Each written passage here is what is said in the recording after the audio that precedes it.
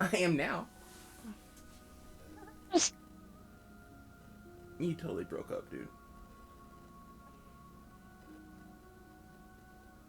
Got to do it again, Sky. Damn it! What That was was that? That was That was Sky. that was Sky with his mic like right next to his mouth, coming backwards as he says it. It's, I do something once, and then all of a sudden it's, hey, you got to do this every time. No, no, no, Ah, no. I still didn't You understand it. started doing I it. didn't either. he said, "Hey, YouTubers." Saying hi to all the Oh, YouTubers that are watching this I see. next week or whatever. And he does it in like a Mickey Mouse manner. That's Pikachu. Yeah, I can do Pikachu. I can't do Mickey Mouse. I've tried. Yeah, pretty much same voice. Okay. Um, we're starting out in the Iron Axe Clan Hall, or just outside in the forest, just outside the Iron Axe Clan Hall. Um, to lay out a bit of the um, politics and give you a little bit of lore. Um, the dwarves and humans are there's a lot of tension between the dwarves and humans right now. It's not open war as yet, but um, there is it's definitely very tense. Um, kind of a cold war kind of a thing. There are small skirmishes between some of the smaller dwarven and human militias, but as yet the two different peoples aren't in open conflict. Um, there are also stories of the orcish hordes um, getting ready to raid to invade the civilized peoples, as they seem to on a kind of a cyclic um, basis uh, every couple hundred years or so, and the scholars are saying that they're overdue.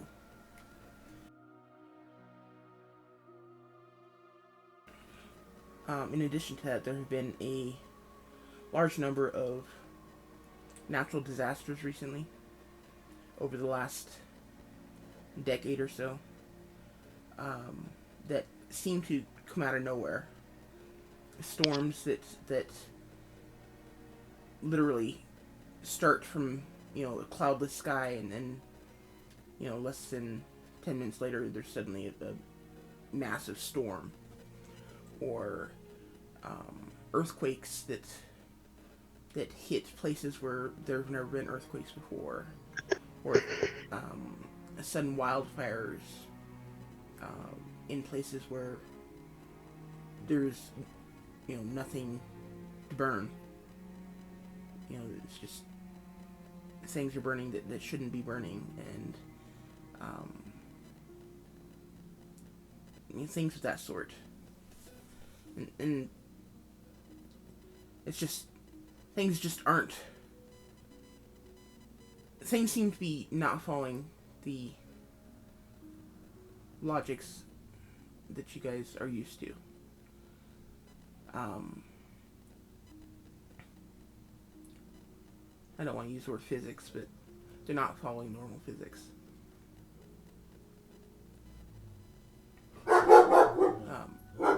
And as we start out with um, Valakad and Aramil. Why don't the two of you describe your characters? Now we'll start out with Valakad. Describe your character, please. My character looks to be a strong young male in blue-dyed leather armor, skin as pale and white as the clouds of a warm summer day, and hair as bright as the brilliant yellow sun. He has surprisingly supple lips for a lad such as he. He stands at 6 foot tall, and for a male of his standing, is of average weight. If one was to get too close for comfort, or were in a situation of which they may be compromised in a bed, per se, you would see a bit of an anomaly. The only feature that does not lend to the fact that this young man may be human. His irises are of a deep golden color, deeper even than that of his yellow hair.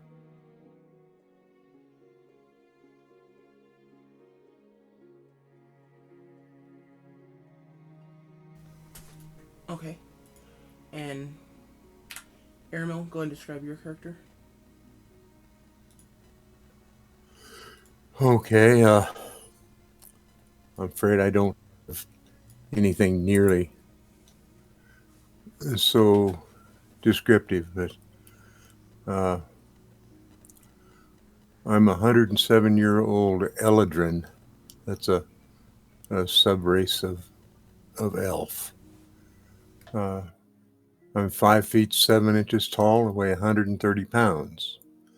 So you'd say I'm probably look pretty thin, but have green eyes and dark red hair. My skin is fair. I'm wearing leather armor and carry the weapons and tools of a rogue woodsman.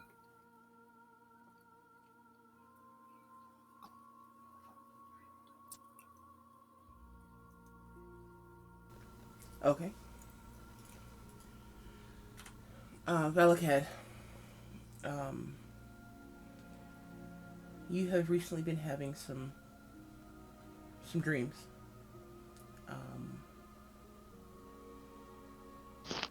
One you have had recently is the nice little.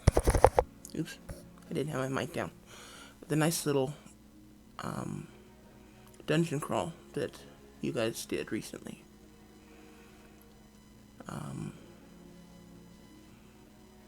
That was a dream that you had last night.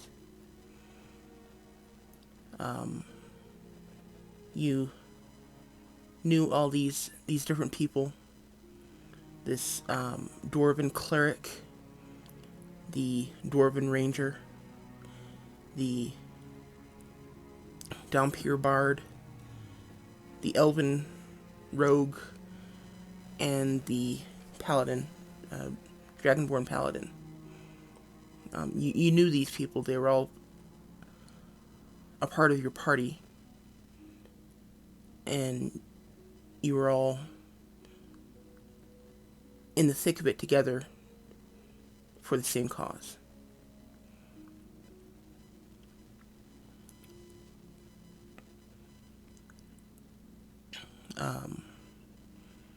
As you are heading to the Iron Axe Clan Hall, which is but a couple hours to the north of you,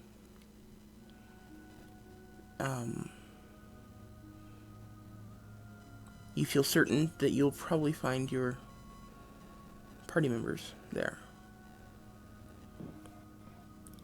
And you and Aramil wake up at your campfire for the morning. What do you want to do?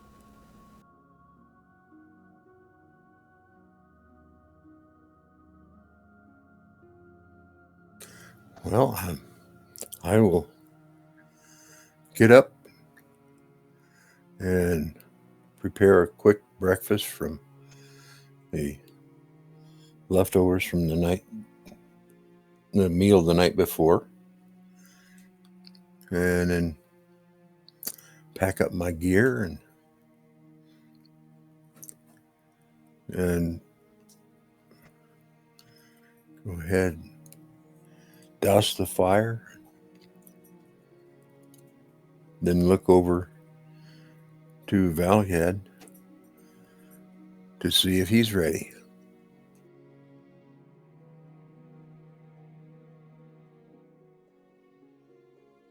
He's massaging his temples from the dream from last night that, of course, gave him a headache.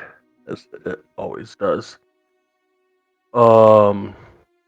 And he will quickly get his things and say, yeah, may as well be on our way.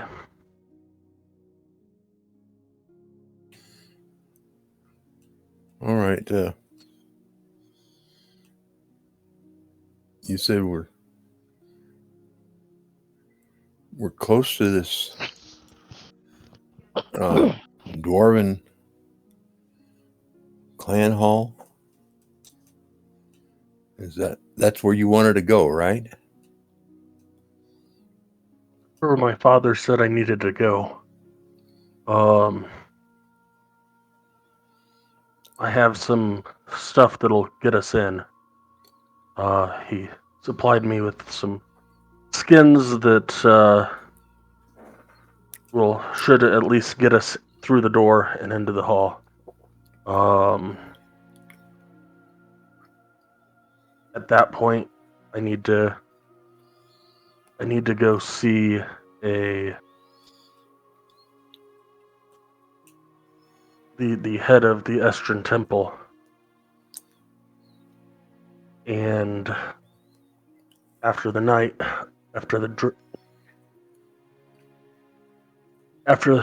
whatever I saw in my vision last night, I think we will meet others like ourselves that I have a feeling that we need to find them. Okay, well, I'm certainly willing to help you where I can. I've gotten you this close. I think we can probably make the last small bit to get to the clan hall. But I'm not certainly, or nearly as certain, that we can get in, particularly since I'm an elf. But I'll get us in. Don't worry. all right. Then I guess let's be off.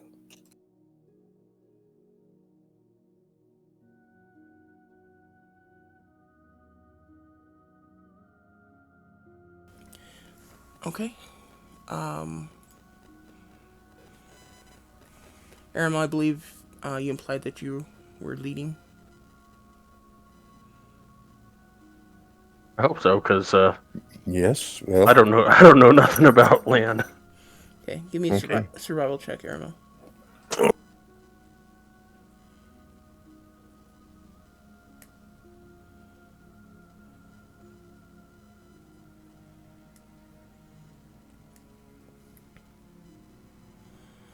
Okay. You continue heading north. At this point, the trees are starting to thin away as you travel, and as you get closer to the mountainside, every now and then you see these little, essentially little huts on the side of the road, and you can see 2 or 3 dwarves standing in the middle, or in these buildings, kind of watching you. And several times or for the most part, they're lifting crossbows and pointing them at you as they watch you go, or as they watch you pass by.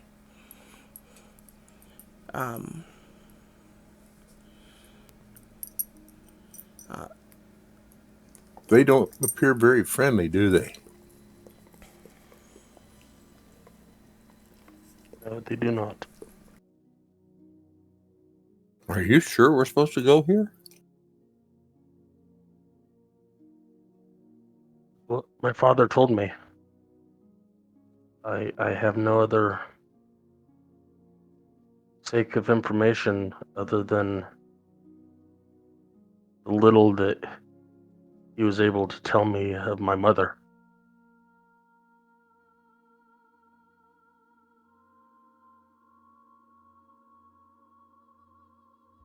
Well, I guess we just keep on then and hope for the best.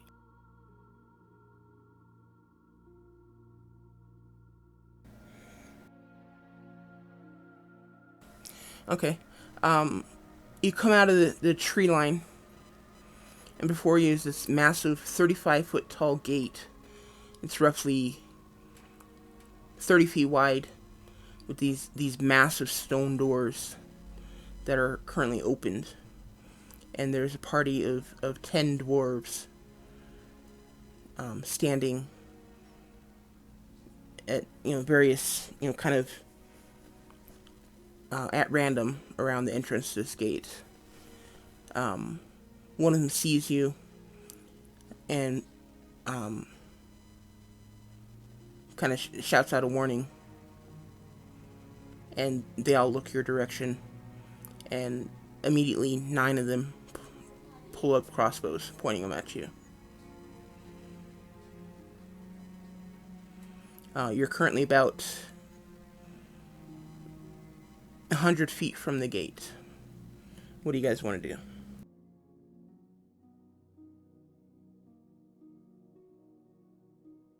Well, I look at Valakad and say, well,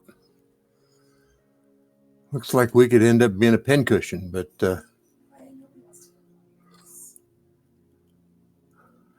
you think you can get us in, so have at it.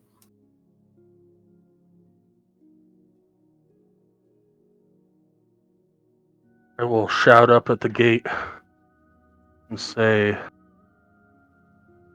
I am Valakad, heir of Mulavakari,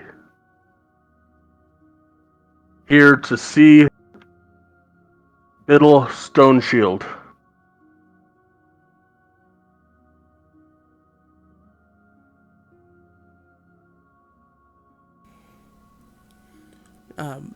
The one dwarf who didn't lift a crossbow kind of looks at a couple of his companions and leans over and whispers to one of them, and the one he whispers to kind of nods sharply, and then lowers the crossbow and runs off. And the one that didn't raise the crossbow kind of steps forward in front of everyone, of all the others, and motions for the crossbows to be lowered. And he shouts out, "Step forward. Let me see your papers."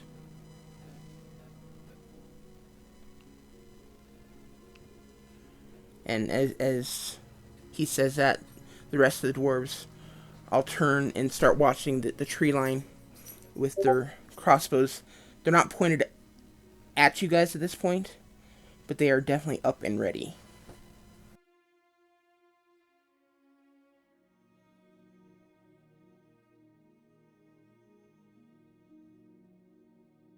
I will take my pack off, search my pack, find the papers, pull them out, and leave my pack on the ground next to Airmill, and walk up and hand the papers over.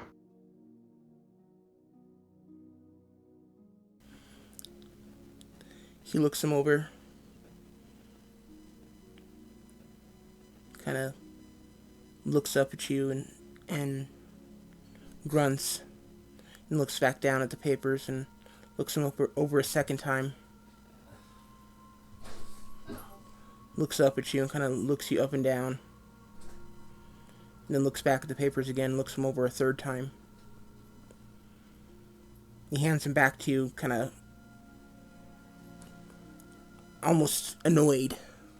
He just kind of shoves them into your stomach. And says, "Fine, but we'll need to search your packs."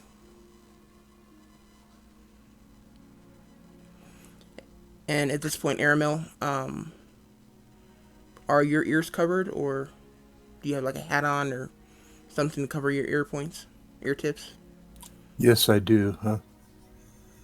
I anticipated this since it's uh, basically a dwarven stronghold uh, that I probably wouldn't be easily accepted. And so I covered my ears with a knit cap, similar to a watch cap that Valakad's people use. Okay. With your ears covered, the dwarf says, both of your packs. He's kind of eyeing both of you suspiciously. Okay. Well, and I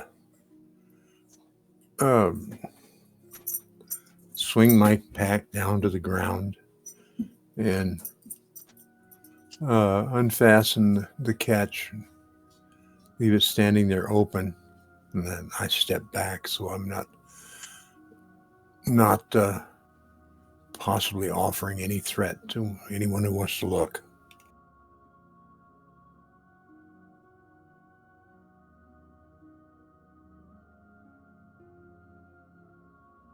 I'll open my pack as well.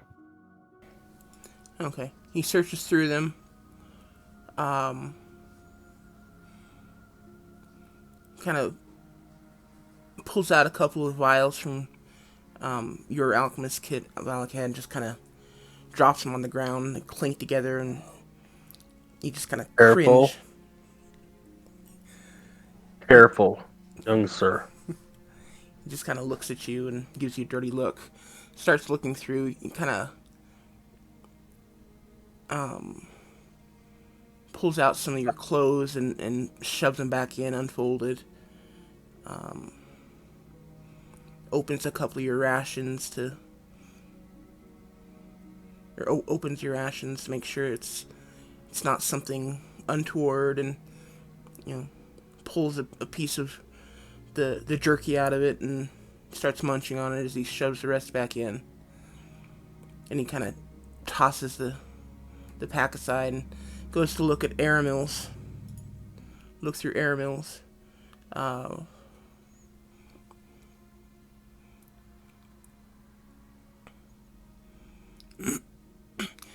He pulls out several daggers. He kind of looks at you, gives you a strange look, and takes one of them. He stuffs it in his belt and pulls out the crowbar.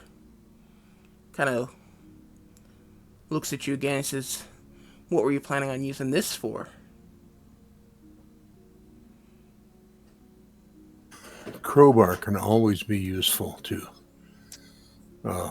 pull a spike from a beam or to break a hole in a wall, like not your dwelling wall, but rather like in a dungeon.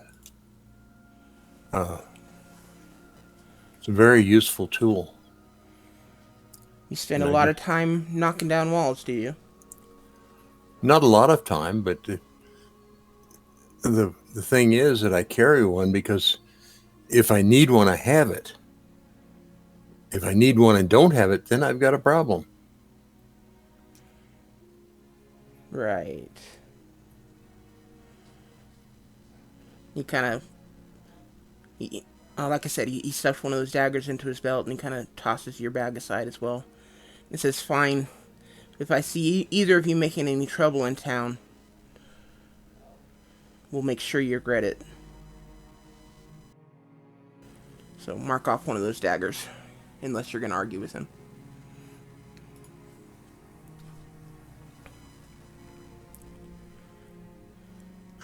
No, I'm not going to argue. Okay. Okay. So you guys are free to enter the entry cavern for our next clan hall.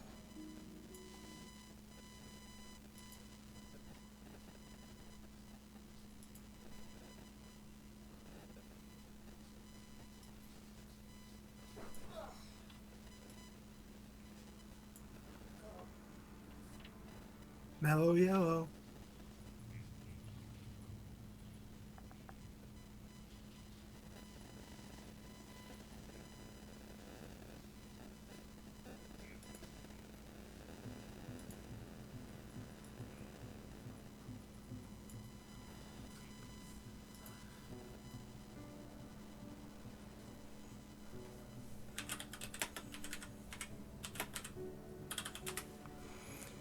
Okay. Let's see.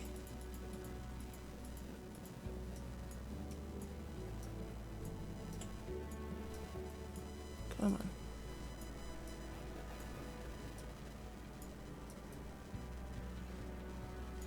Oops. Okay. Durkar wasn't supposed to be there. Okay, so you guys have already made your way all the way to the entrance, I see. Everyone should be there, I think. I hope. Is everyone seeing the entrance to the city? Nope. I see it, but it's I'm all not dark. there. So It's all dark. Yeah, I see it too. Okay, actually. Now that I think about it, only Airmail and Valakat should be able to see it. You guys should be able to see at your tokens. Okay. And right now, Durkar should be able to see through Melo's token as well. Okay, so, Valakad and Aramil, you guys are entering this dwarven stronghold. Where do you want to go? I turn to Valakad and I say, you mentioned a name of someone you need to see. Do you have any idea where he would be? Your guess is as good as mine. I am told that this is a fortress of sorts, so maybe someone can help us. Well, let's walk forward a little and see if we can see someone to help.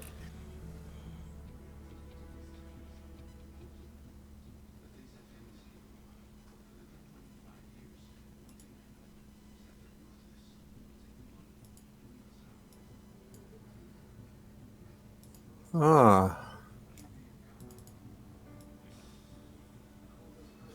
I turn to this person.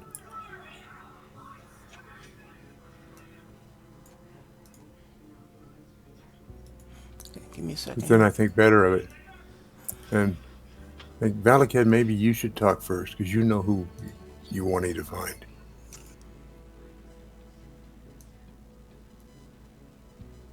Excuse me. Looks like a sir. Excuse me, sir. You be able to lead me in the direction of a Biddle stone shield, by chance?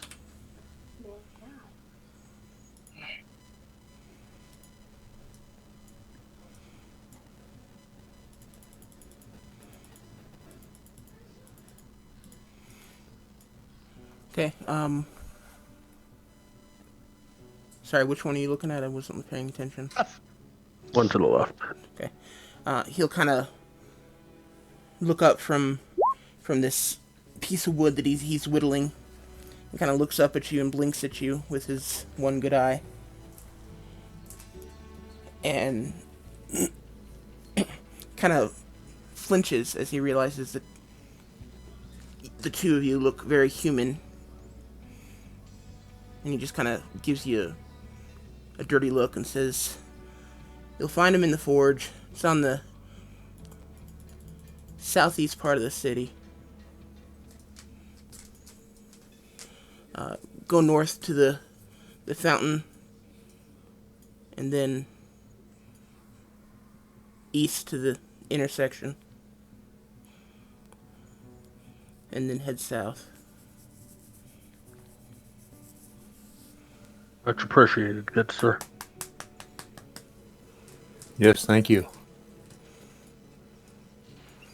As you're walking away, he kind of watches you suspiciously as you walk down the hall.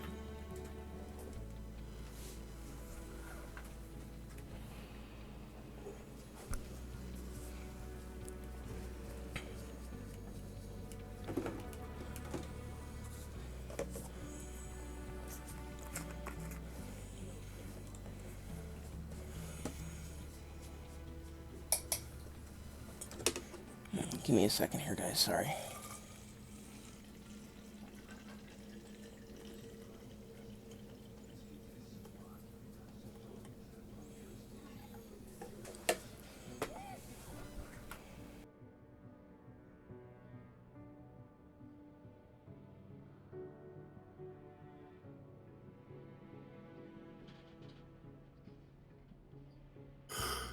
Well, now this looks like a sizable fountain. I suppose this is the one he referred to. I guess the way we find out is to go east. And I don't know how far east we're supposed to go. We go until we find somebody.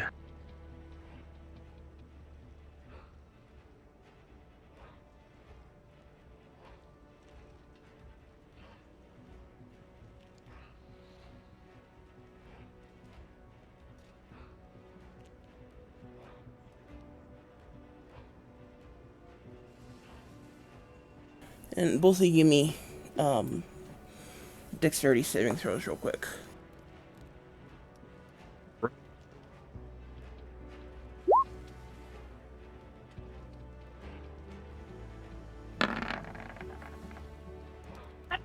You're getting food thrown at you. You know it. Yes, as you are walking down the hallway,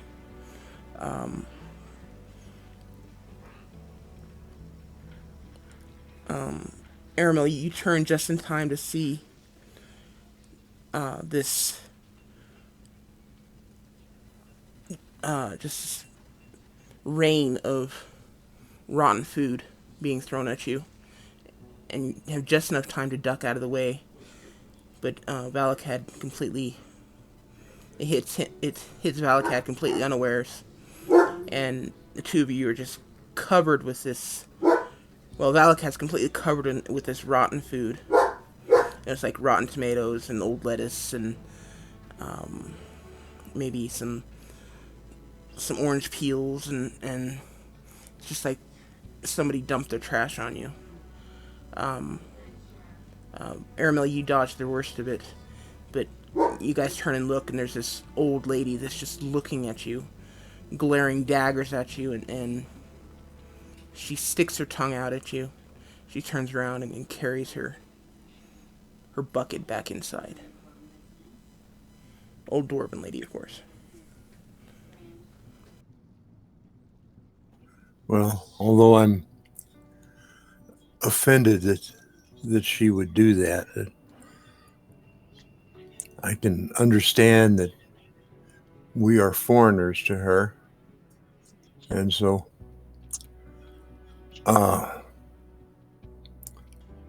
if we don't want to end up in a battle, the best thing to do is just to ignore it. And I look down at myself and brush the trash off as much as I can, and then look at Valakad and said, "Well, looks like you got the worst of it." There, anybody else near us? Looking at us, watching us? Yeah, there are several other people just kind of standing and watching. A couple of kids were playing when they saw you. They're just stopped and staring. Okay, then I will just keep walking. Okay.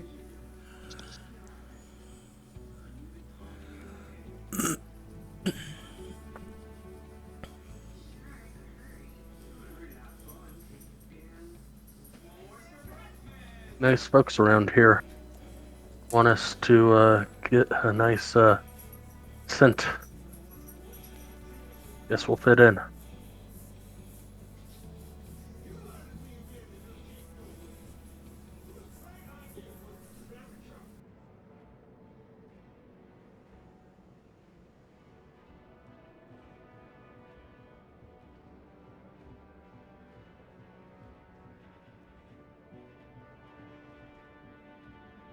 Okay, as you walk into the area, you can hear the sounds of forge and metal clanging against metal to the south of you. I've got to take this call. Okay.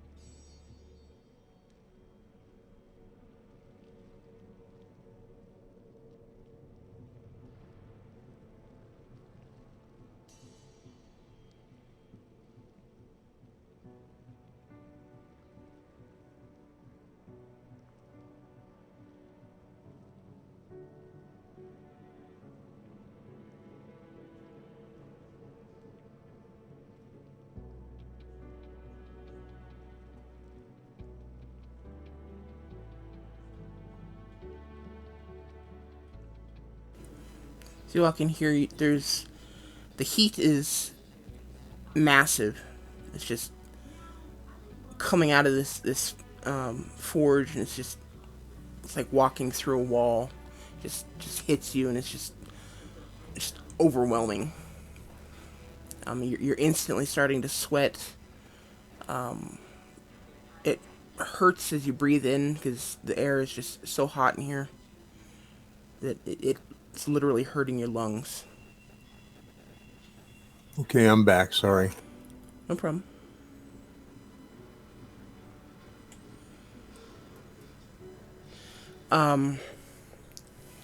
And there are dwarves looking around or working.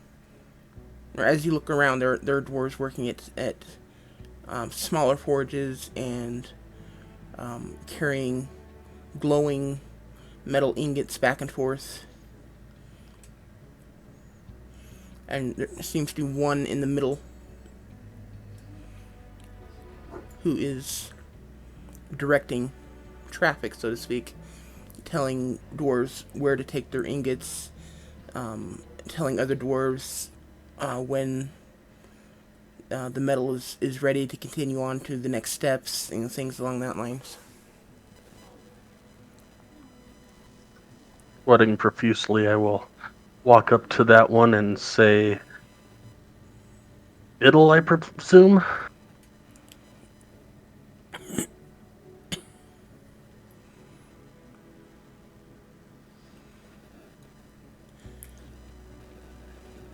He kind of turns, looks at you, kind of gives you a surprised look, and looks you up and down real quick, and says, "No, I'm afraid not. Master Biddle is just north of you, room to the west. You just passed him."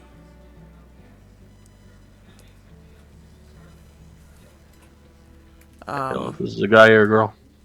The guy. Okay. Thank you, sir. And he kind of nods at you, which is the very first sign of respect you've seen in this town.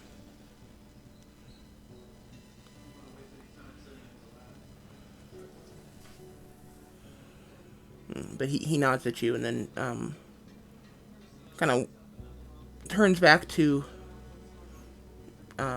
his directing and kind of watches you with almost an amused look over his shoulder as you walk away.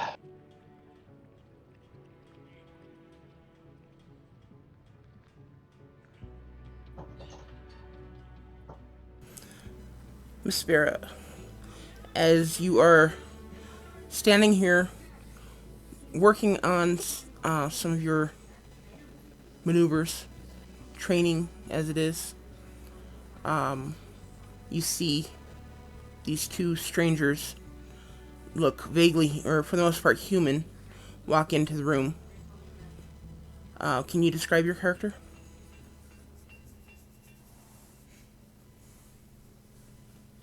Okay.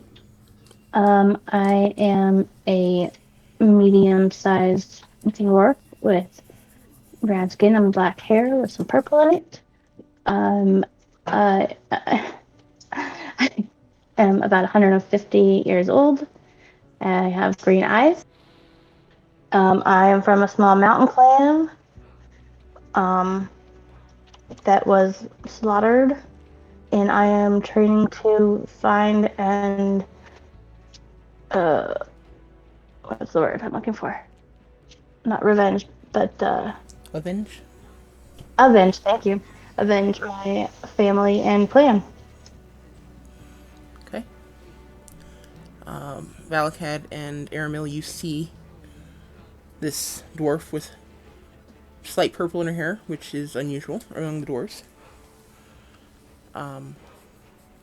Training with her weapons as you enter this area. And Sky, she definitely looks familiar to you. Or Valakad definitely looks familiar to you. I will say, ma'am, excuse me. What do you want, human? Apologies for interrupting your training. Would you happen to know where I can find Biddle, by chance? Biddle Stone Shield? Biddle is in the room to the north of you. Much obliged.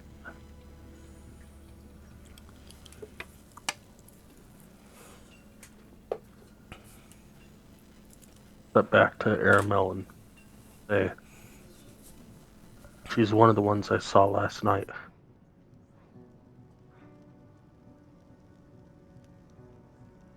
And a hush underneath my breath.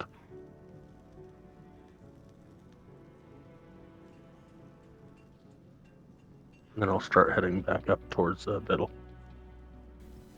Okay.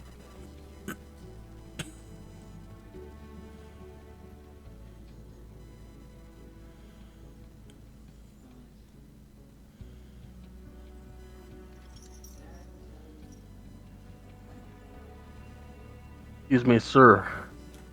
Would you happen to be Master Armorsmith Biddle Stoneshield? Aye, that's me. What can I do for My you? father, Molavakri, sent me to deliver these rare skins for you.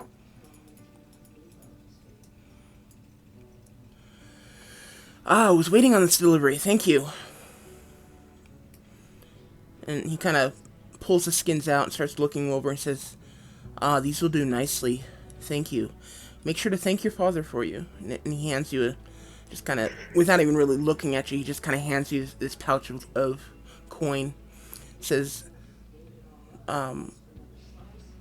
make sure your father knows how much I appreciate his efforts.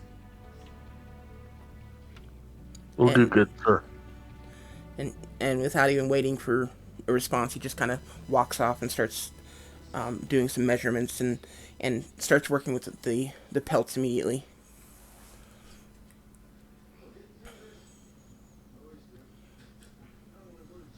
I'll give him a.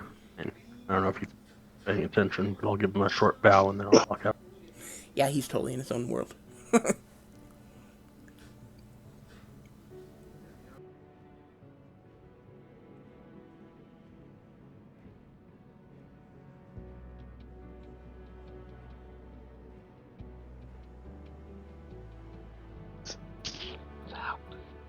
Ma'am, I don't mean to be rude, but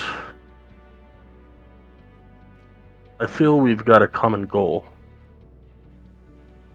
I don't wish to alarm you in any way, but there's an aura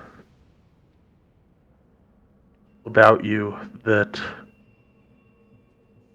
feels like we will be working closely together.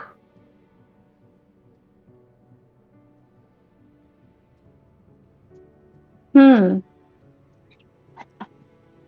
What kind of aura would that be? The stench that surrounds you?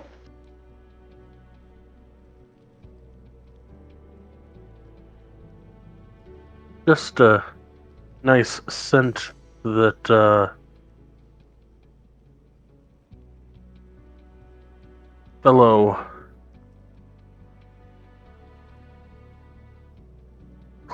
people of your clan, people of this clan, decided to impart upon us.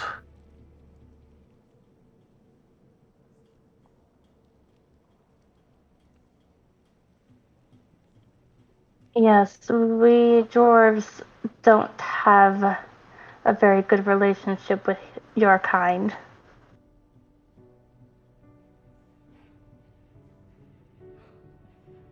I just came here on business to give skins to Biddle. My apologies, ma'am. What is your goal? At this point, I need to talk with the head of the Estrin Temple, and then we could be on our way. But I have a feeling that more will come before that. Well, I am searching for a dark figure. I've been searching for years, so I will join you, and maybe this person that you're going to see will have some information for me as well.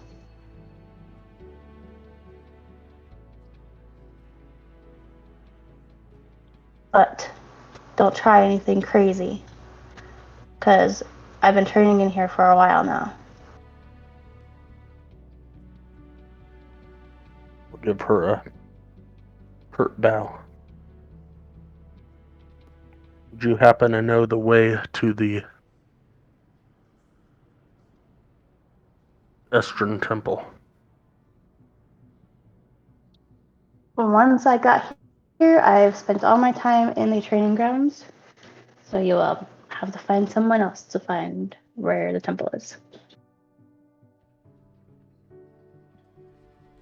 Look back over at Aramal.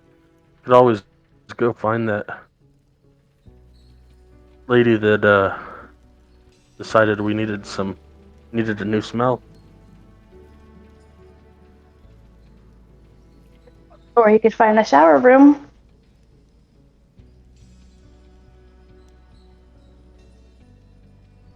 The bathhouse, I guess it could be called. Sorry.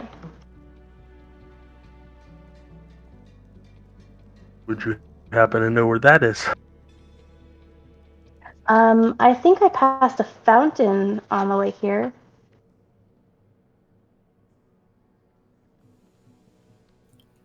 You suppose the the resident dwarfs would object to us taking a bath in their fountain? Oh yes, very much. They would definitely not like you, appreciate you using their fountain as a bath. Yes. Well, then probably not a good idea to do that.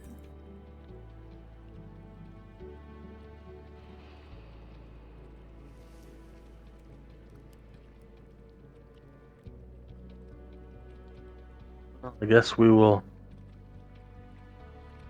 have to be off and see if we can find this bathhouse. Okay.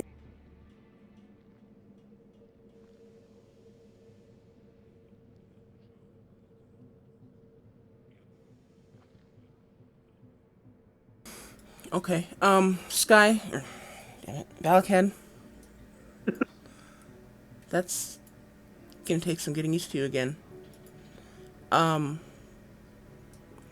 You and Airmill remember as you're passing that fountain, hearing chanting and religious prayers.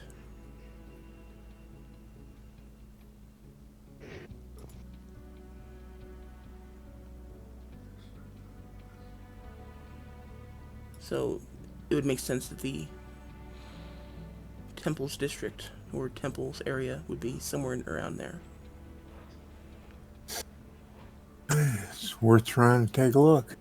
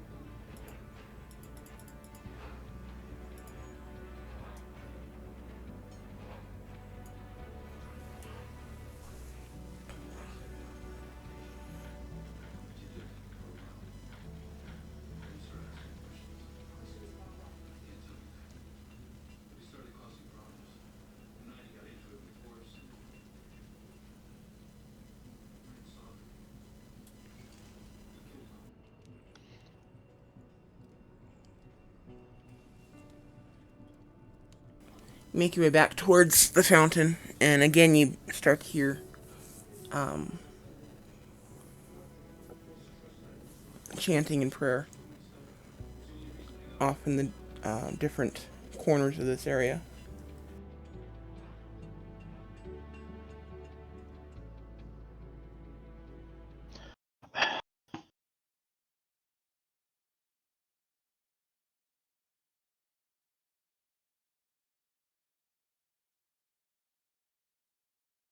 My roll 20 just choked on me.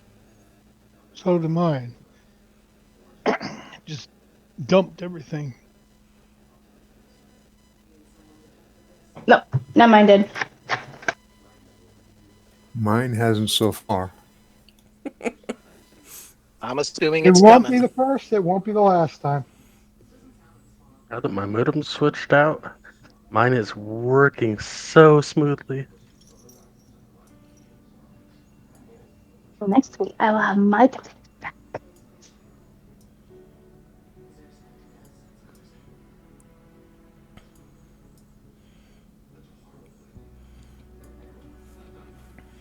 Okay, and Aramel, as you walk towards the west from there, you see the area is starting to fill up with steam, and it's starting to get very muggy. And you can hear water running.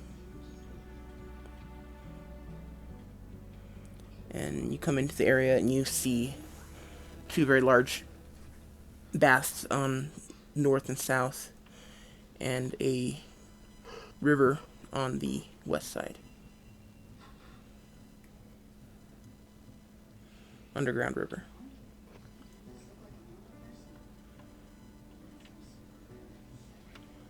Well, it seems we've found a bath.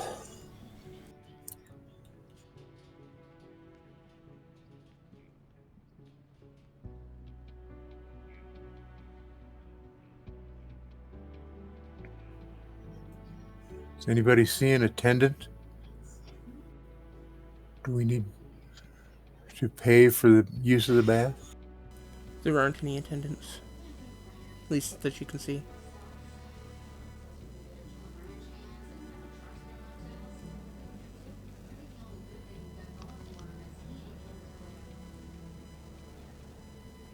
Well, then, shall we wash the stink away?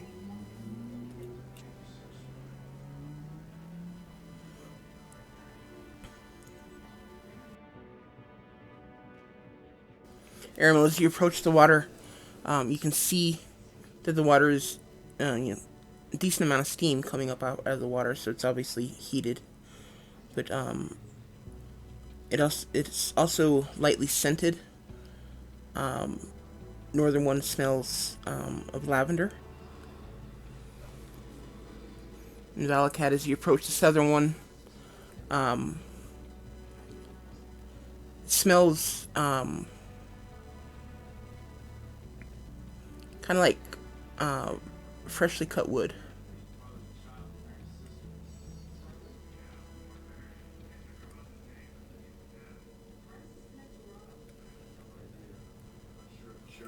So this bath smells like lavender. Shall we go around smelling like lavender or something? Is there a better choice? One to the south smells like wood. Okay. I would much rather smell like lavender. Oh. Okay. But I know that you are of the wood, so by all means. Okay, well, I would prefer to smell like the wood, the outdoors.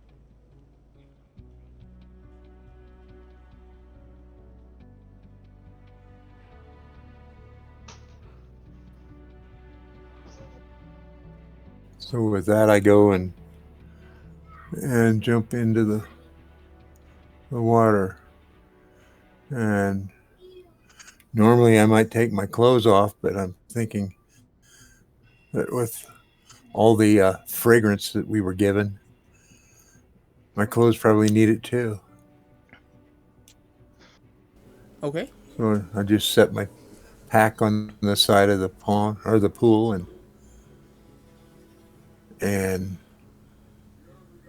try to wash off the best I can.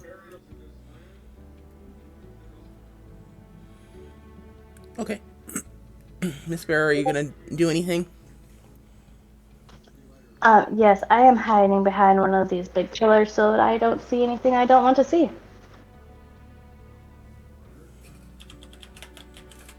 Ew, it's a skinny human.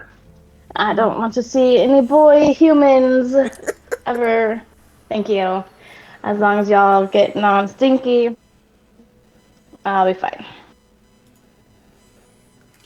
Okay. So this only takes you 10-15 minutes to do. Unless you guys want to, do a full cleaning. I mean, you're welcome to. I just need to know. Well, no, I'm just trying to get the stench off. I just duck my head a couple of times to make sure that I'm all covered. And then back, step out of the pool and pick up my pack and sling it over my shoulder and head back to the north. Okay. And as you get there, and drip dry. Valakad is stepping down and getting ready to go as well. Miss Bear, they now smell like fresh cut wood and lavender. Better than trash. Okay. Yeah. Now, which way do we go now to find that fountain?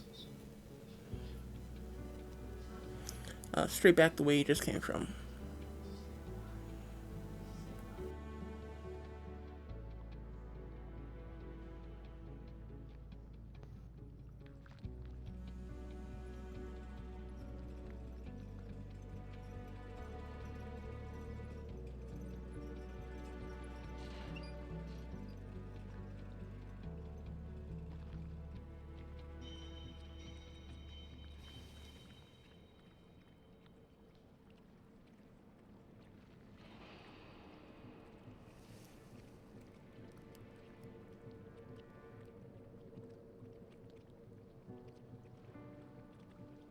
Ma'am, I don't believe I caught your name back there.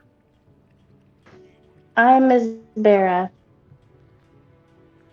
I'm Valakad, and this is my friend Aramil. Pleasure to meet you. As it is to you. As it is to you. That doesn't make sense.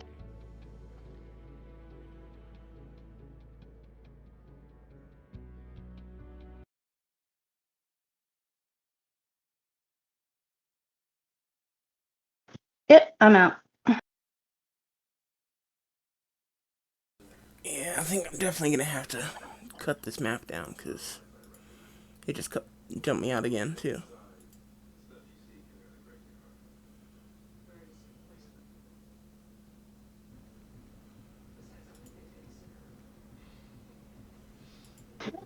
You can. Well, like I said, I should have my controller back next week, so hopefully it'll run this better.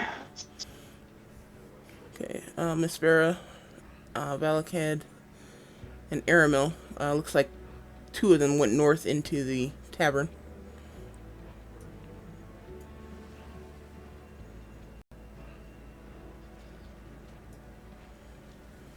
Trying to follow Miss Barra, but kind of dim in these halls. That's because drawers have night vision or good vision. It's not made for humans.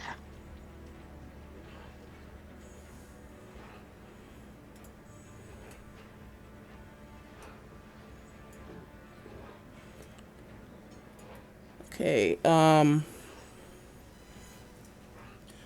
Mello, Reardon, and Murnar. As you are sitting at the tables drinking, you see three people enter, two that look like humans and one dwarf with purple hair. Well, Let's describe your characters, starting with Mello. I'm the chap sitting there with the best clothes on in the room. My hair is done out nicely, white. My skin, perfect. Little touch of makeup maybe to help with the performance that I give on as a bard. I love to be the center of attention. I love to feed off the energy of others. And yeah, it shows with all the jewelry that I wear and the company that I keep.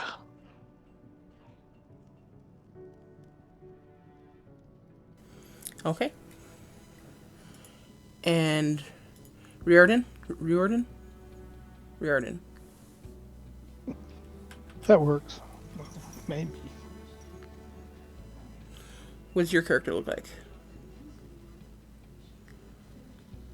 Well, used to. I am right now trying to find my character's description since Roll20 dumped everything.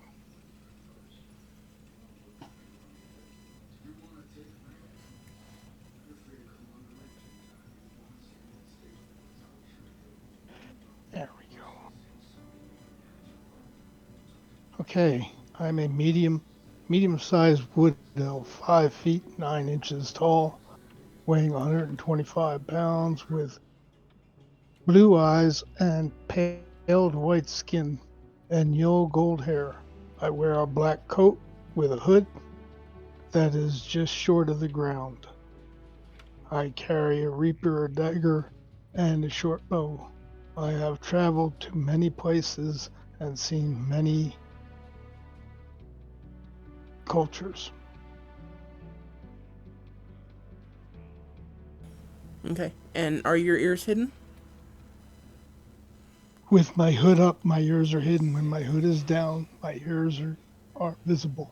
Okay. And Murnar, let's describe your character.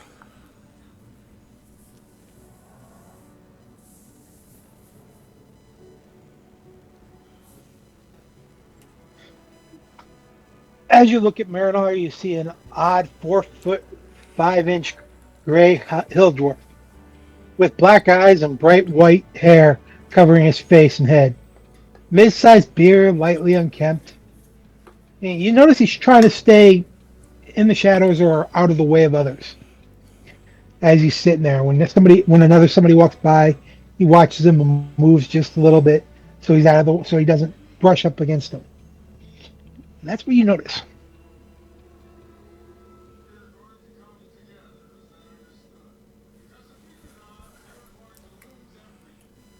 Okay. Valakad. As you walk into this room, you look over the different people sitting at the tables, and you definitely recognize three of them.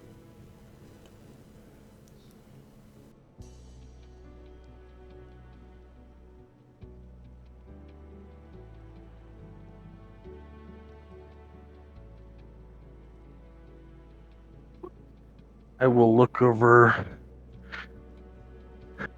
or walk over to Aramil and point out the three people that I recognized from my vision last night.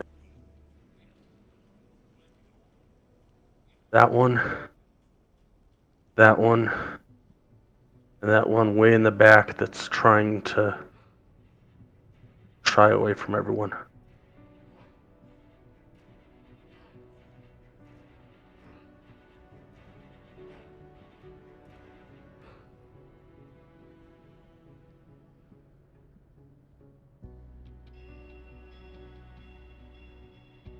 I notice you staring and come over to the table with my drink and sit down. Well, hello. Sir, You don't see many like you or me here, yeah? Us chaps have to stick together. What's your name? oh God. You And can yours? call me you can call me Mello. This here's my friend Aramil. Nice to meet you, Aramel. And who Same. was that companion that came in with you in the back? Just met her a little bit ago. Her name is Miss Bera. She looks awfully familiar. As do you. Really? And where we might have we met? That I've been is all over. information that I do not believe you are ready for. Oh, my friend, I can take quite a bit. Try me. I believe the fates have willed us all to be here.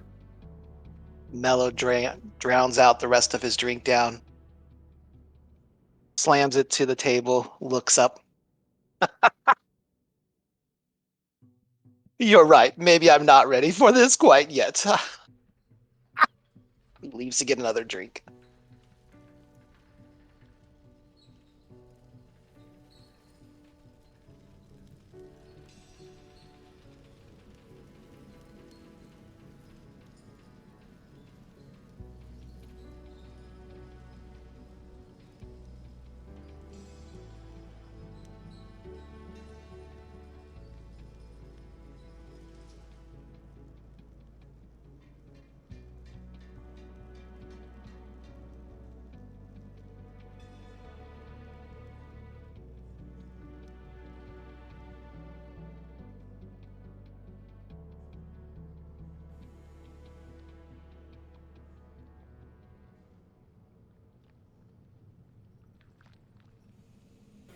Can you see everything now, Sky? I added light to the room. Ooh.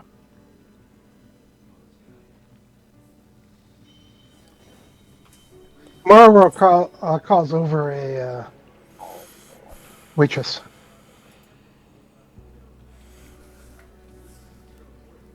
One quickly approaches you.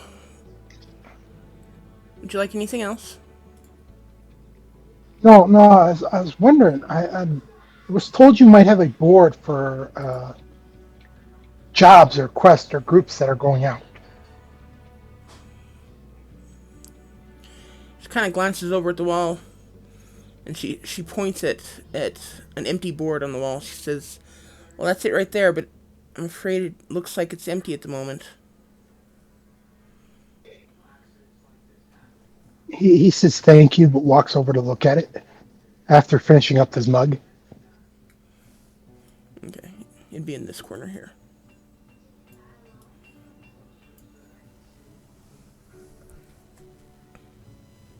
He runs his hand over if there's are there any bill or is it pretty much empty?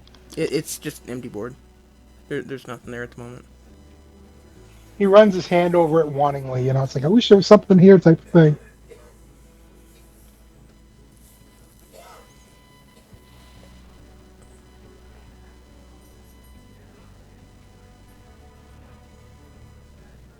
Excuse me, sir.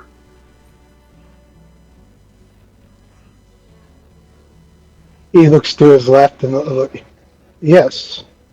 He takes a step back up against the wall and watches.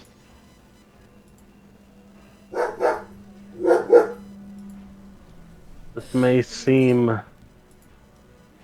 out of place, but I feel like you, more than anyone else, may believe that the fates led me here, and that I've seen you before in a vision. Outside of character question, has my character had any visions like this before? No. No visions.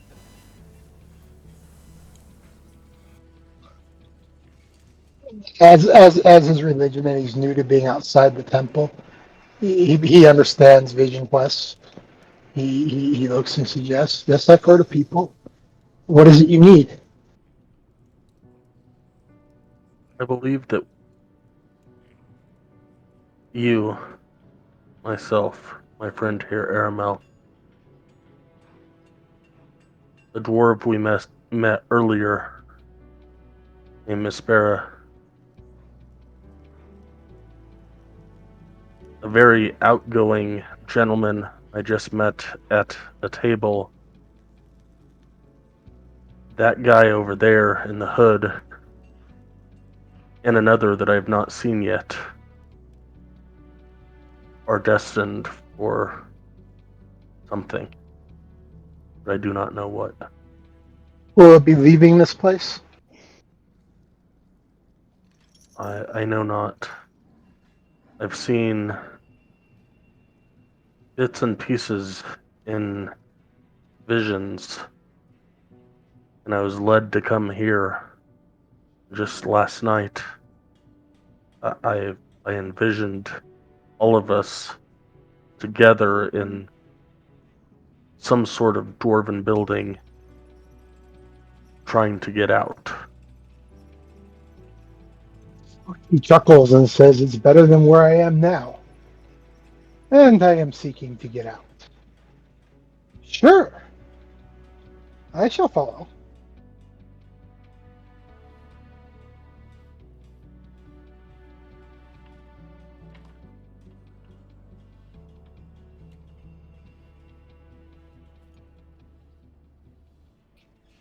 Did that come out or did I have myself on mute? No, that came out.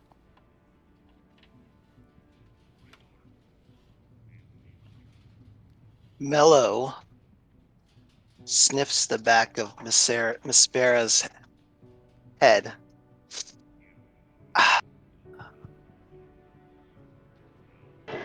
Ms. Vera turns with a crossbow pointed at Mello's face Oh, and says, I know why we were brought together. You are the hooded figure I've been looking for. no. I'm a little taken back by this comment. What would make you assume that I have any kind of past history with you? I saw you kill my family and my clan. Oh, that's quite the acquisition. Oh, goodness. Out of character. What's the word? Accusation. Accusation. Accusation. That's quite the accusation. I can't say it. Nice bar going. Good job. Accusation. Accusation. I He's can't got say it. he's got an Okay. arrow pointed at his head. He's not thinking right. That's right. Okay. Well, you do intrigue me, little one, but I am not the man you're seeking. How would you prove that then? Well, that's quite the question. That's loaded. Why don't you Literally put your loaded bow at your face. Why don't you put your bow down and let's discuss it a little further. Come, sit. Make me. Have it your way, little dwarf. I'm just trying to start conversation.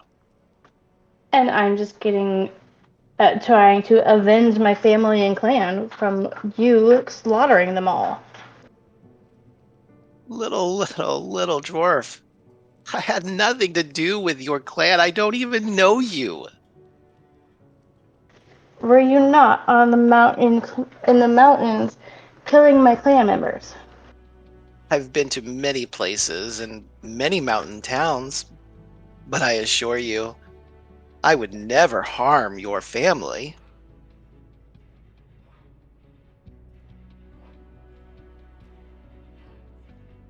This must be some just mistake. Please, come sit. Put the bow down. Come sit. Tell me more about this man.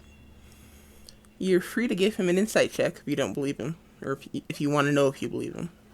Oh, cool. I have to figure out how to do that.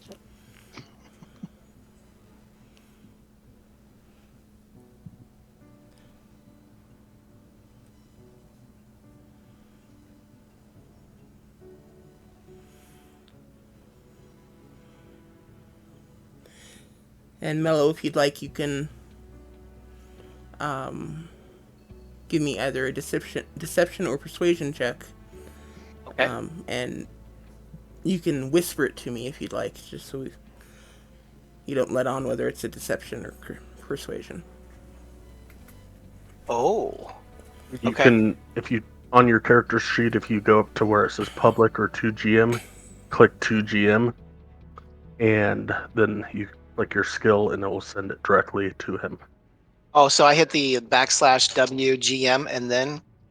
Oh, wait. Just on your character sheet where it says public Okay. or 2GM. All right. What am I doing? Insight? Yes, please.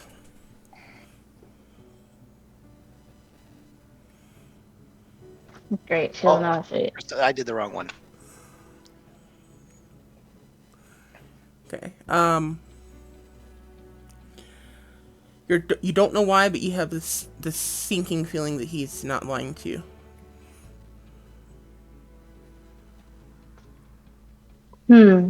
Fine. Buy me a drink then. Waitress, get this dwarf a drink. Whatever she wants, on me.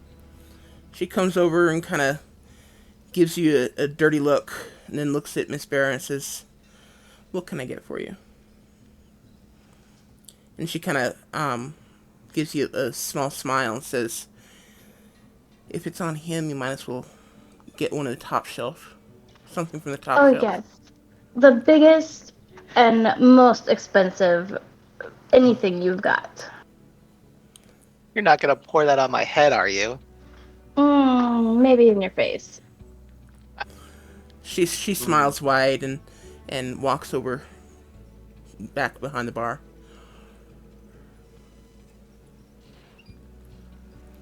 Listen, little dwarf. I don't know what you think of me, but I do know a lot about the going ons in these small mountain towns, and maybe perhaps I might be of assistance to you in finding whoever this was that what did you Slaughtered say? my clan. Oh, slaughtered. Yes. Takes another drink.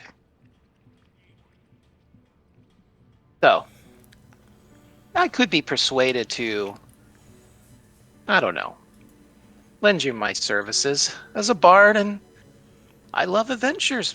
Finding out this mystery might be something that I would be intrigued in helping with. For now, I'll stick with the high-priced alcohol. Thank you. Sounds fine.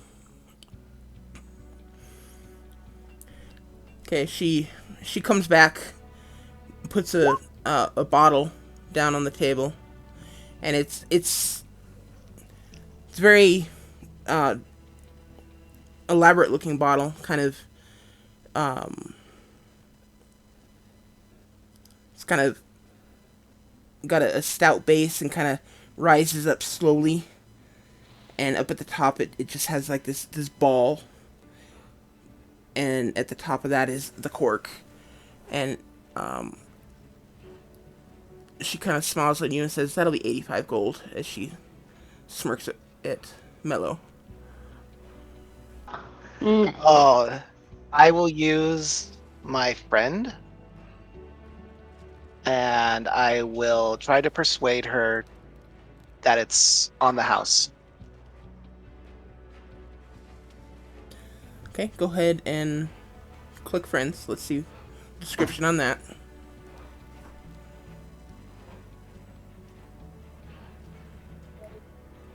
You go back up and click on public, it'll go to Oh, everybody. yes. I'm gonna get myself killed.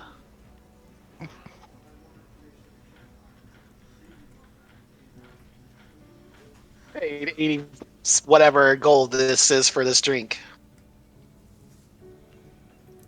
Okay. So give me a persuasion check with advantage. Or just roll a persuasion check. Persuasion.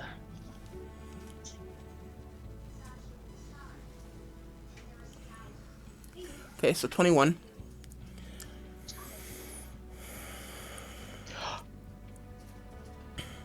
She kind of looks at you, looks back at the bar, and looks at Miss Bear and says, 10 gold. Damn.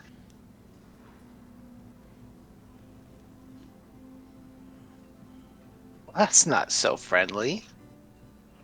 Come on. I've been buying drinks all night. I think I deserve a free drink. Free drink, maybe, but I'm not going to give you this whole bottle of premium alcohol for free. Very well. 10 gold. And she takes it and goes back to the bar. Oh, I thank you. Yeah. Hmm.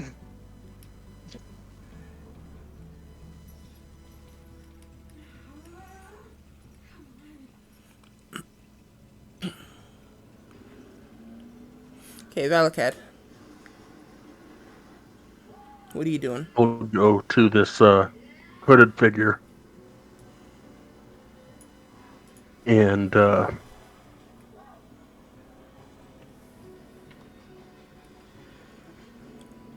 come up to him and say, I know your secret. I've seen you. And you may not believe me at first, but we all have something to do with each other. Those three back there and us three up here. and your secret's safe. Leave your hood up in this place. And what is this thing that we are destined to do together? My goddess has not told me. I need to seek out. The Estrin temple here in Iron Axe. I'm hoping that they can shed some light on my visions. Alas, I know that the seven of the six that there's another that we have not found yet that will stick out like a sore thumb. But once we find him, we're meant to do something. Well, if it's an adventure that you're on, I am more than glad to join you.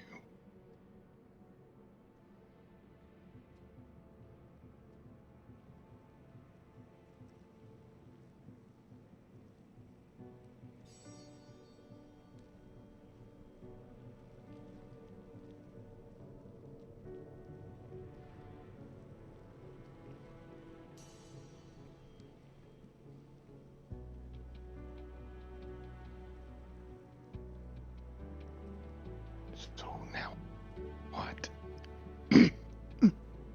We'll join everybody else over at the table.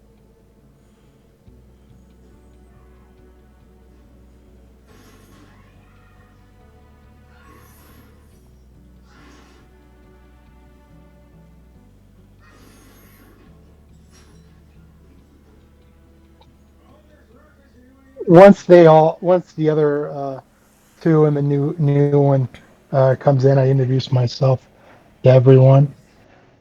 I am Muramar. Um, I come seeking adventures. What about the rest of you?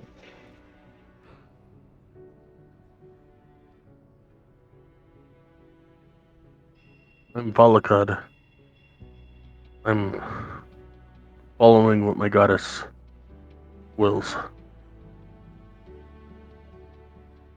Well, you all are the strangest looking lot, and I'm excited to be sitting here next to you, just looking at all of you.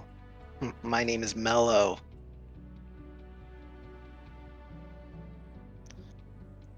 Marimo looks over Mello and he with a grin and says, "And you call us strange looking?" They chuckle. Mello, in your head, you will hear, I know your secret as well. Mello looks very scared now. Don't worry. Your secret's safe. My I get up men from the embroidered table. why I'm here. This is why I'm here. Got another drink. Downs it Uh, fast. my name is Aramil. I think I've met each of you separately, but together. I'm an outlander, a woodsman, and I'm here. uh, Originally, I'm here to guide Valakad through the woods to this dwarven stronghold. And beyond that, I don't know why I'm here, but I'm always willing to have a good adventure. Always willing to help.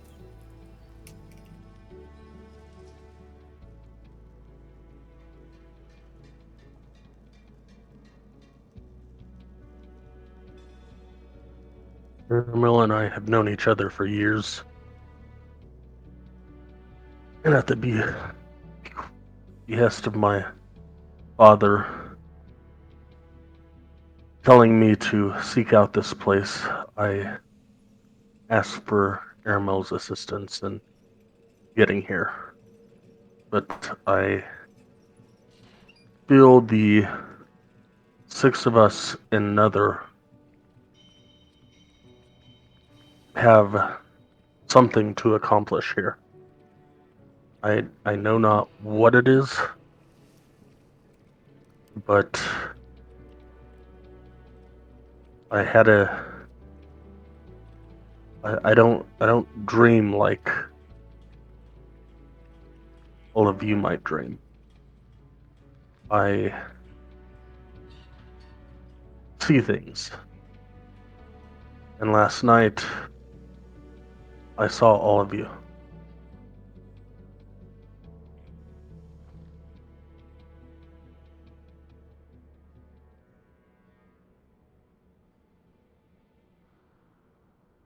Hopefully, you didn't see anything compromising.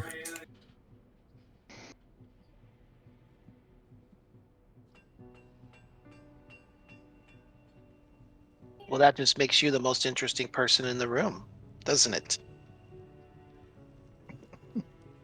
I feel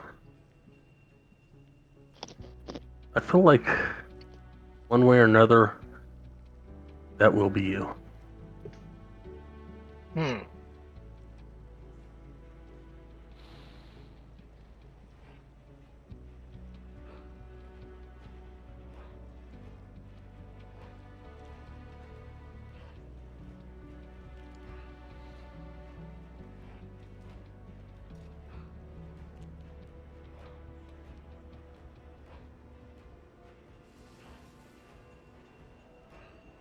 So where do we need to go to accomplish this mission that you need us on?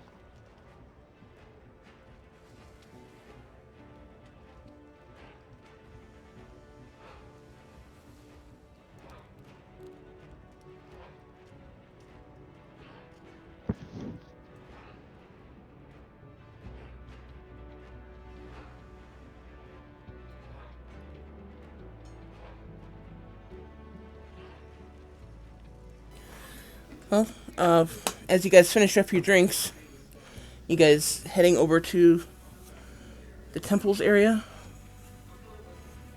or Valakad going there separately, or what's going on?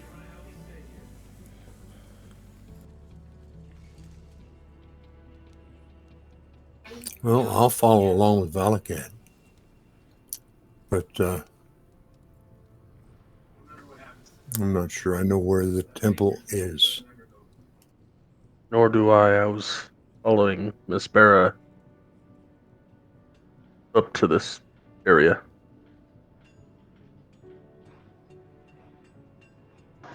Um, as I said, I do not know where the temple is. I spent all my time in the training grounds.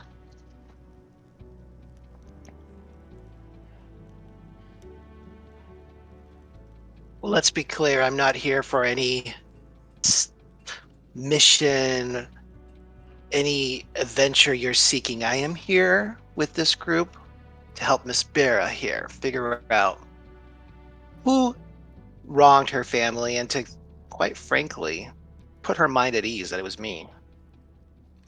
That it was you? Because I think it was. I said that it was to put your mind at ease that it wasn't me. Did I have a Said was. Freudian? Did I have a Freudian? A Freudian slip. Freudian Yes, slip. I think you did. This makes me want to keep questioning you.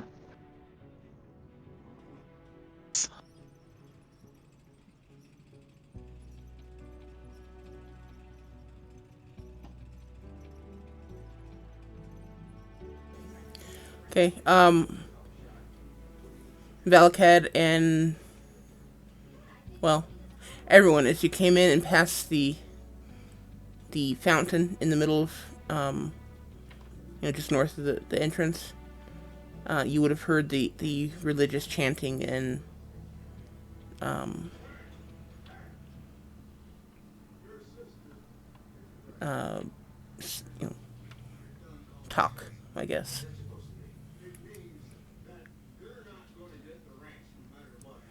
So it stands to reason that the temples or at least shrines are somewhere around there.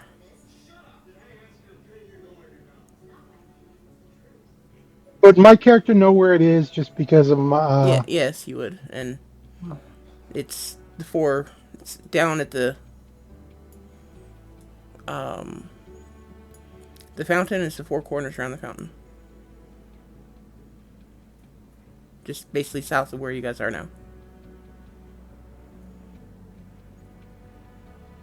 I'll say I know where it is, and I'll walk him to it. Okay.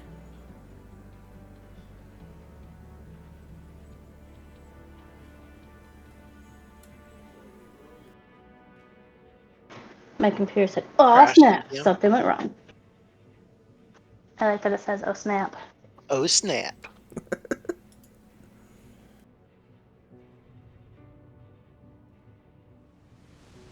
Which way do I go now? Out the four corners.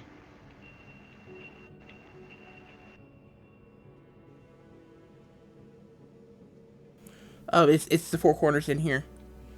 Um, there's a different temple in each corner. Well, they're more like shrines, but Well, I meant, do I go south, or are we at the one that we're supposed to be at? yeah, you're at the one you're supposed to be at. Okay, I direct Uh, Valcad to here. okay, Valakad. Miranar, you know that um Damn. the temple to Estra is southwest of the fountain.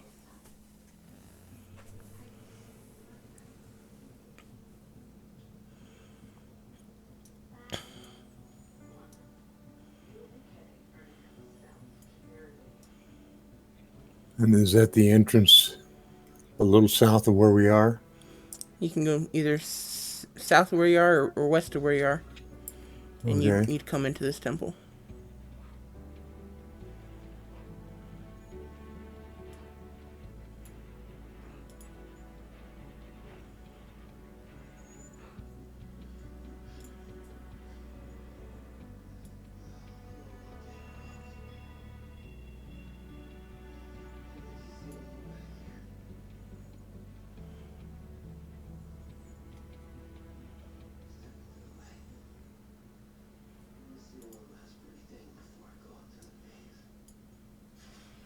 This Close is enough to the other conversations, far enough away to at least relax and be away from people. okay.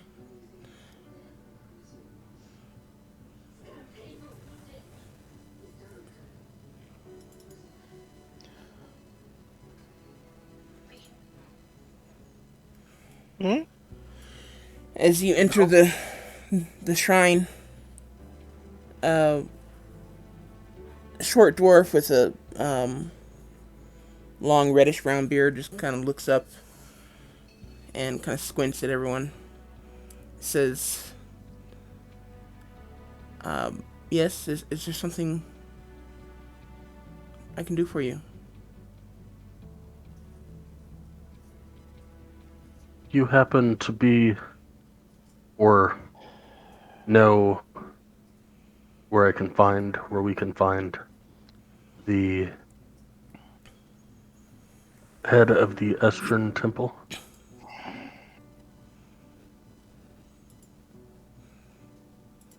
Kind of squints at you a little bit more, looking up and down, and he gives you kind of a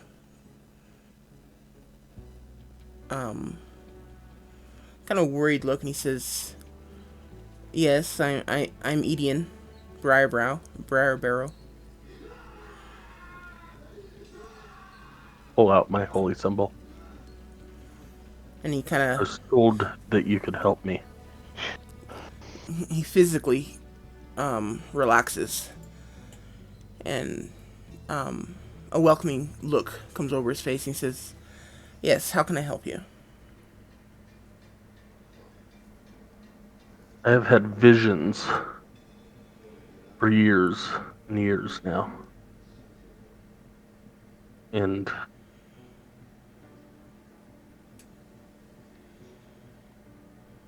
recently, month, 2 months ago,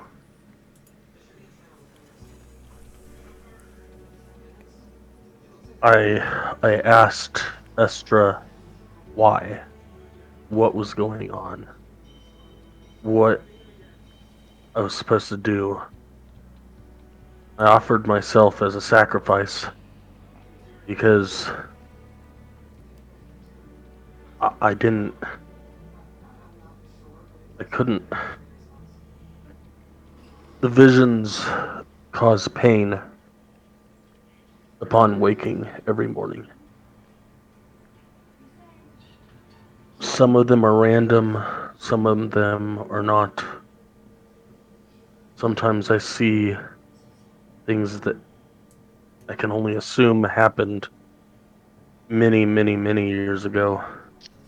And sometimes I can only assume that it happened in the future many, many years past when my death will occur.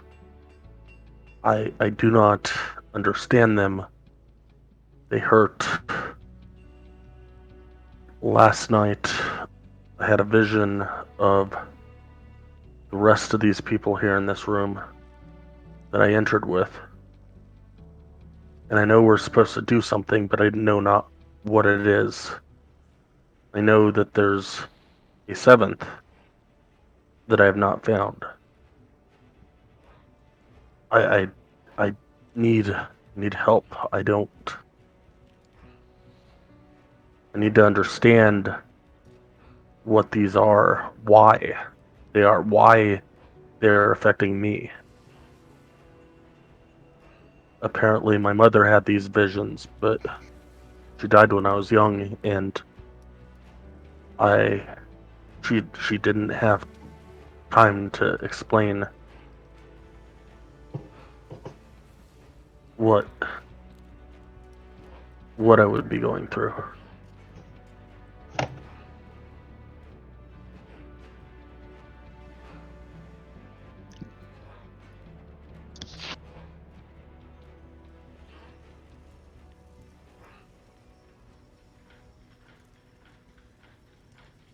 He kind of gives you a concerned look for a moment. Kind of looks into your eyes.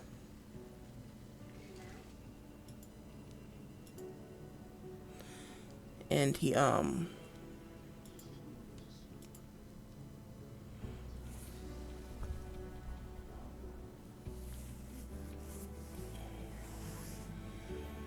then he'll take your hands and kind of hold them in his own, palms up. He'll kind of run his hands over the insides of your hands. And he says,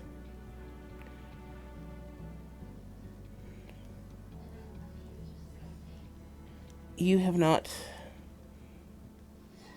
You've spent a good bit of your time on the water, haven't you?"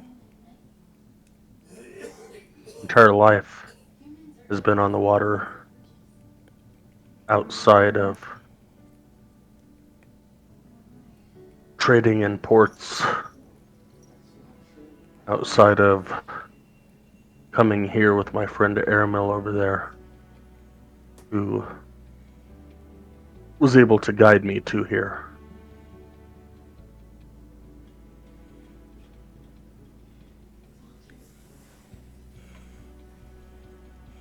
He kind of reaches up and grabs this holy symbol hanging around his neck. And he kind of reaches his hand up and before he touches your forehead, he says, "Do you mind?" I'll kneel in front of him so that he can better, yeah. Okay. And he kind of rests his hand on your forehead and closes his eyes and starts to whisper to himself. He starts kind of rocking back and forth on his feet. And the holy symbol in his hand starts to glow brightly.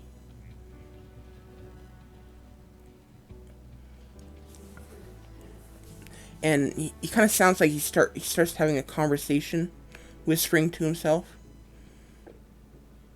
It sounds like he's having a conversation with someone. It's like he's asking questions, and then he's hearing responses that you guys can't hear, and it's like he's having a conversation. And after a moment, he stops. He opens his eyes and pulls his hand from your forehead.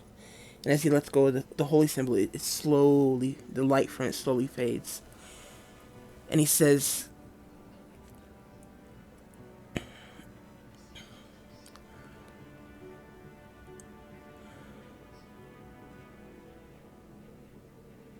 "It seems that you're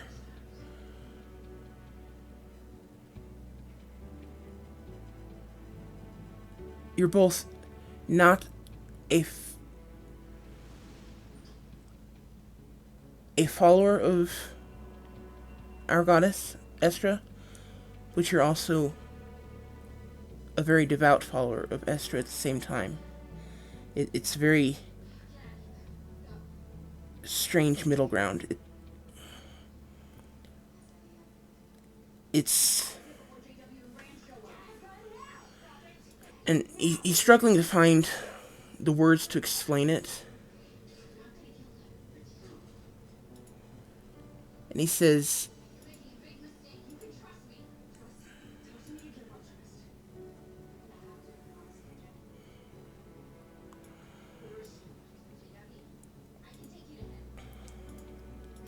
he kind of closes his eyes again, kind of looks down and whispers to himself some another couple of words. Says, "It seems as though you've been touched by our goddess. You've been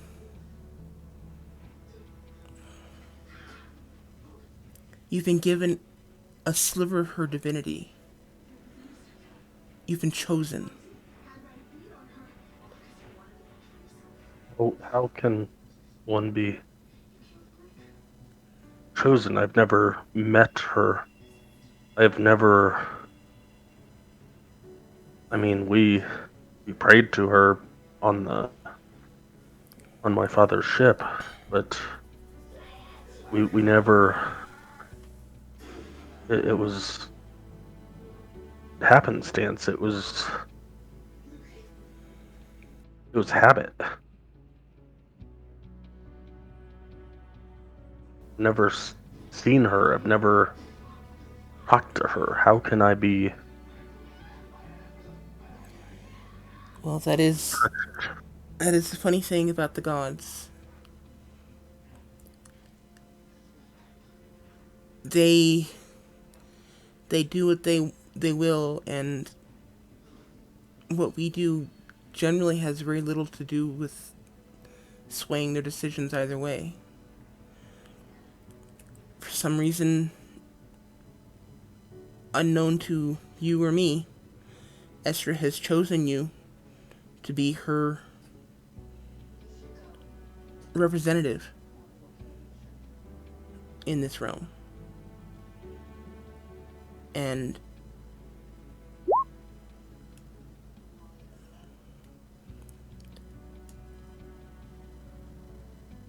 I imagine you will probably see those visions or dreams or whatever you want to call them until you have accomplished what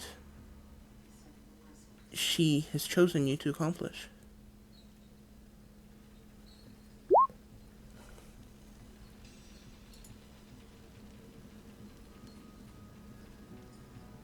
There anything I can do about the pain?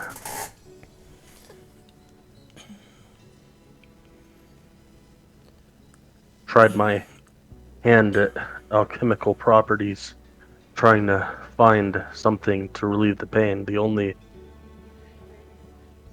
thing that has worked thus far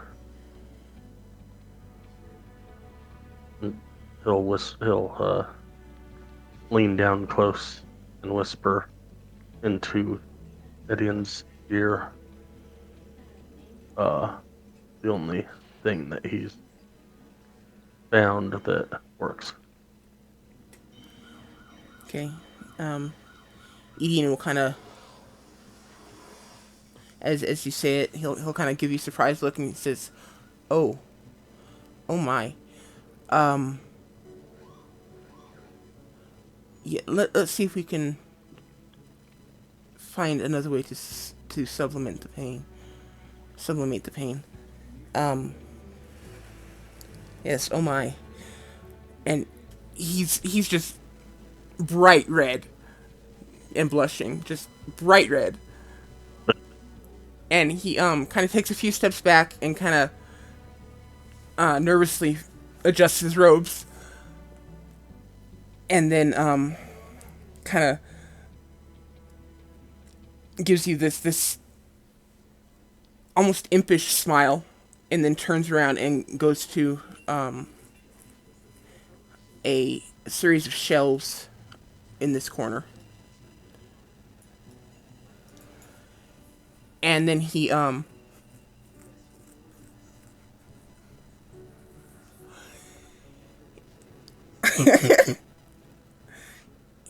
of he takes out a leather pouch, and he starts taking different herbs, mixing them together. He puts them in a mortar and pestle, kind of grinds them up really fine, and pours them into the pouch. And then he picks up some more herbs, kind of smells at one, puts it back, and then picks up another herb and puts it in the mortar and pestle and grinds it up really fine. And he takes basically a bunch of different herbs, grinds them up, pours the powder into this little leather sack, and then he takes a pen and a small piece of parchment and writes everything, writes a bunch of stuff down, kind of stops and thinks a moment, crosses something out and writes something else. And then he folds up the parchment and pulls the drawstring on the pouch and carries them both over to you. And he gives you the pouch, and then he gives you the piece of parchment. Says, every night before you go to bed, drink something with this mixed into it. Just 2 pinches, no more. Any more than that, and you're liable to sleep for an extended period of time. Do you understand? Yes, sir. Okay. Here's the recipe for it, so you can make more. You said you follow the alchemical arts? I do. Okay. Here's the recipe for it, so you can make more if you start to run out. Again, only 2 pinches. Any more than that, and it's going to be very, very difficult to wake you in the morning. Well, not in my head. Okay. And he gives you the pouch and says, this should help alleviate, at least minimize the pain, if not alleviate it completely. It's also going to make you sleep very heavily. So be very careful about taking watch shifts in the middle of the night or first thing in the morning. Other than that, it should not interfere with any visions, though they may be a bit more vivid. So, good luck with that.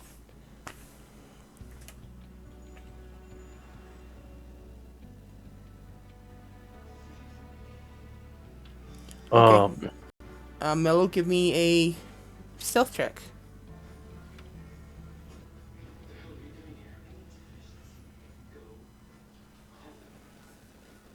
And Valakad, what is your Passive's 12. passive? Thank you.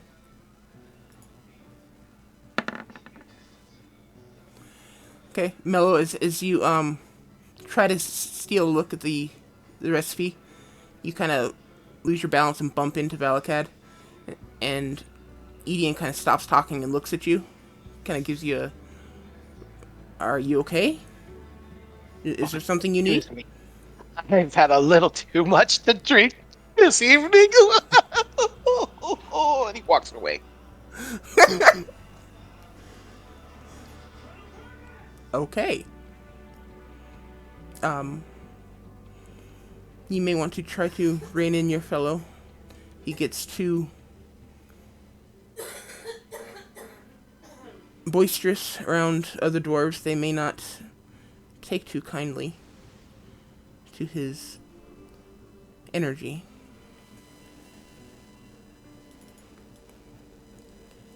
But is there anything else I can do for you?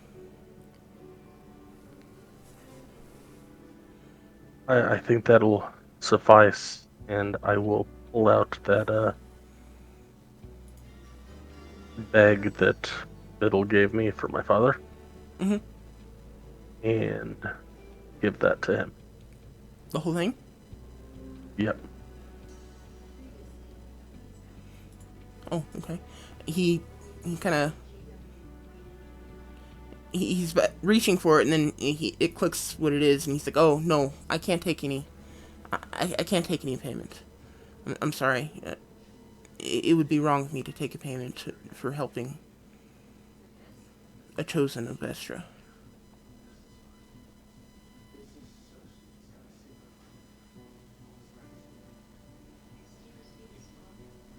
I'll nod again.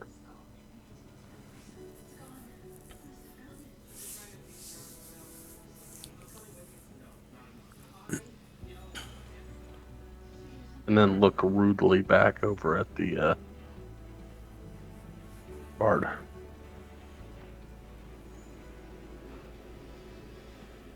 Calm seas and strong winds. Sorry, go ahead.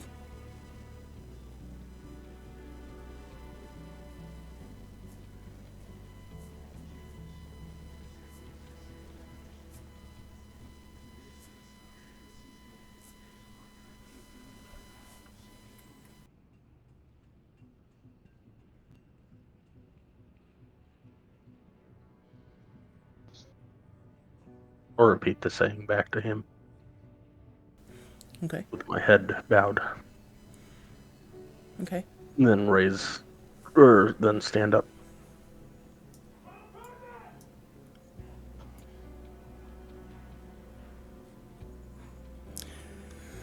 Okay, then he will. And I guess ask, you would you happen to know, did you happen to ask her what we are supposed to be doing? She gave me enough to find these people, but nothing more. I'm afraid she doesn't speak in, typical language. It's more impressions and feelings that can often have varied interpretations. And I'm afraid she has chosen to stay silent on your path. You know of anybody around Iron Axe that might be needing a group of ragtag adventurers such as ourselves that may need something done?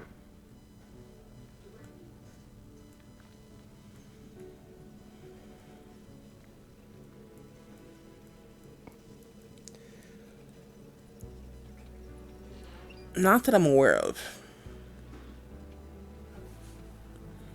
Nobody has come to speak to me of such things.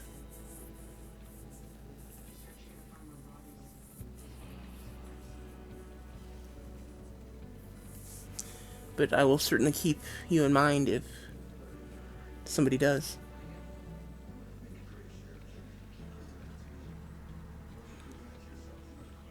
He kind of Thank you again. he kind of leans closer to you and says in a lower tone, "Are you sure you guys are capable of handling things?" And he kind of looks over your shoulder at the bard who's belching and the dwarf who's does Based not on appear to like her or like him at all. based on her vision, I've seen that we will grow together and get to know one another. Have you? There's a seventh. Have you happened to seen a?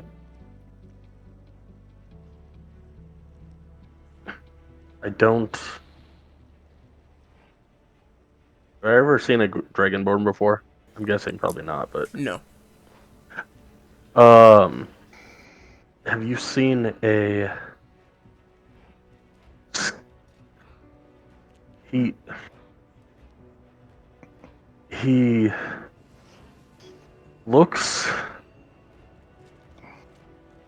scaly, like gold scales. Walks like us, taller than me, but with scales of gold. My friend, now I wonder who the drunk one really is.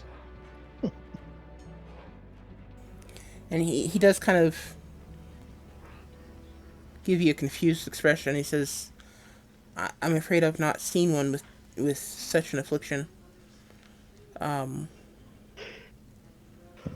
I, I, I don't know what could possibly be wrong with this fellow. I've never seen one with that description. Thank you for all of your help. Thank you. And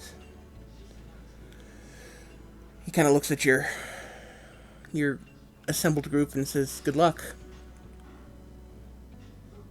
And I will look back at them and go, well, although I got some answers, I have no clue where we're supposed to go from here. Might I suggest that we find some place to bed up for the evening? Maybe some nice company to join and take this up in the morning.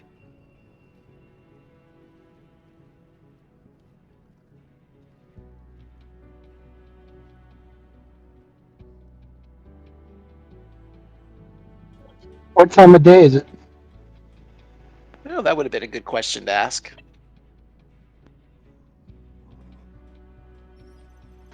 I was gonna say, you're day drunk, dude. It's actually We're pretty. underground. I don't know what's going on outside. Who knows how long I've been here? Like a casino. Yeah, it is. It is very dark here. You can't see the outside unless you're out in the cavern. Um, it's fairly early in the morning, somewhere along 10ish, maybe 10:30, something like that.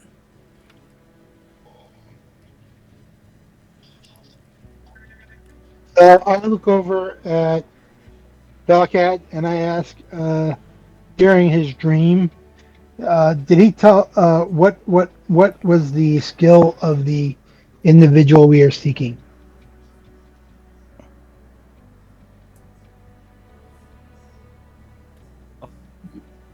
Wait, sorry, what?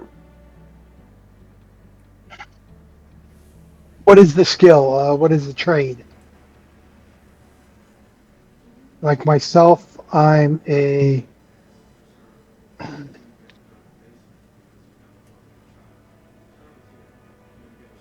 Cowboy, what are you?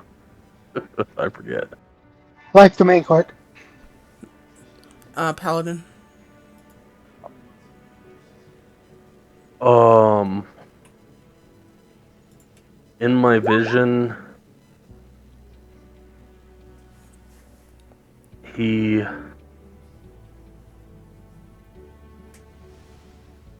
was a force to be reckoned with, or not to be reckoned with, depending on which side you were on.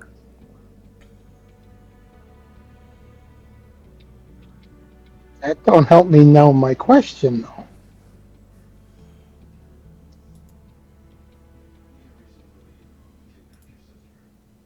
He, the vision was very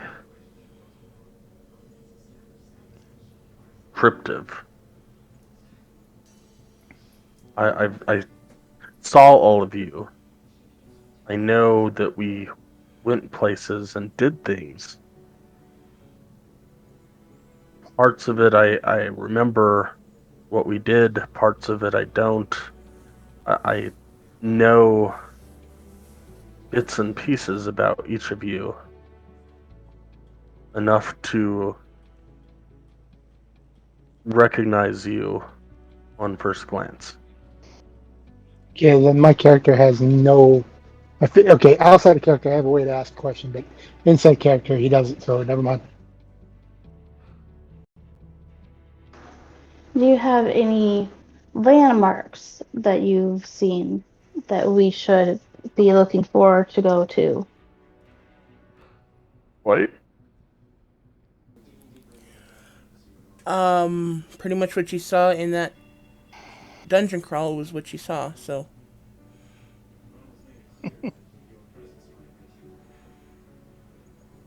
When Do we you know got what? when we got out of the dungeon crawl, that was when you woke up. bastard. All right, Good try, good try, good try. 10 points for try. Nice try. I reach, or somebody reached for the door. They open the door, and the light of the sun. Damn them.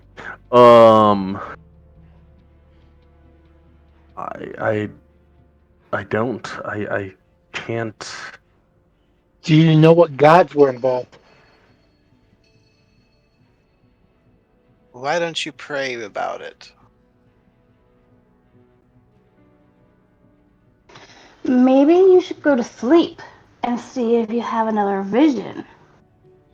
I just It's woke like a few hours ago. I uh, tried, but somebody threw a drink in my face. I didn't tell you to sleep. You do not have visions. You were drunk and stinky. um, Drunk, one thing, but not stinky. You were burping all over the place, and it stinks. My breath smells like roses. Zortal.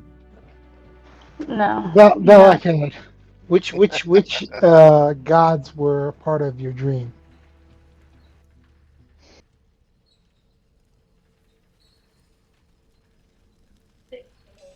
We can try going to Um, each of the god uh,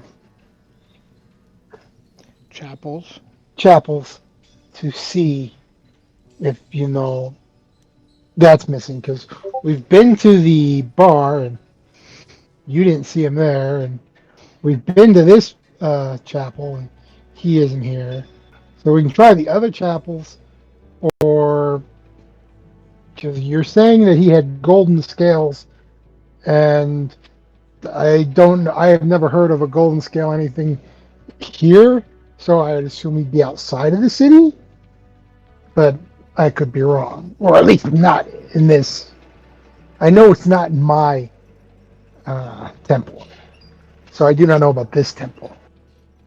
Are you trying to find a golden scale being? What are you trying to do?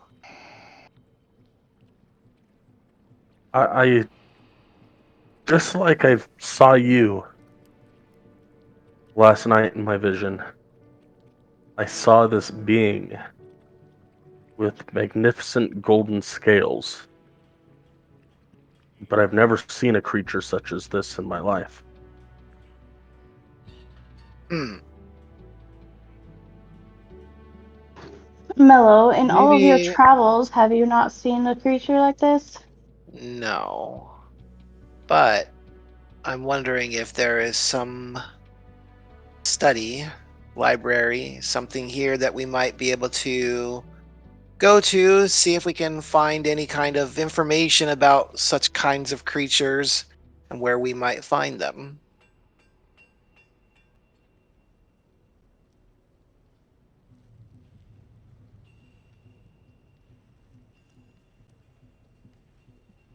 If that's indeed what you're trying to do.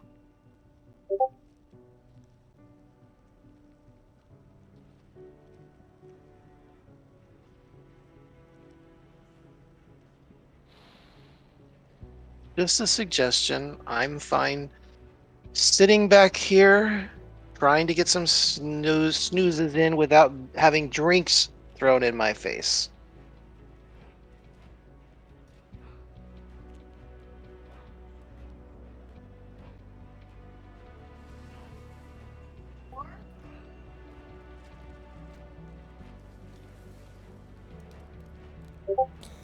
Okay. Uh, While you guys are discussing this, everyone give me perception checks. Mello at disadvantage because he is drunk.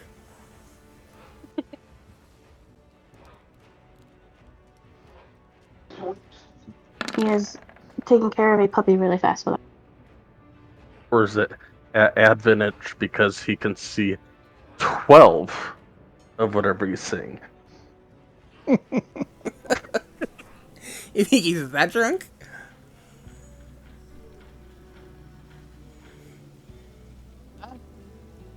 Perception check. Yes, yours is at disadvantage because you're drunk. I love it. Oh, 3. You saw nothing, Mello. Or hear oh, nothing. good. Yeah, that makes sense. Okay, that's... God, with all these people, it's gonna be tough with group checks like this. Just remember, Mello, you drink fluids more than you drink, or body fluids better than you drink alcohol. You don't know How that. would You you don't know know that? anything about that. How would you know that? I don't know what his roles are, so I couldn't tell you. I'm just, out of character. I'm saying. Yeah, out of character. Gotcha. Right. Okay,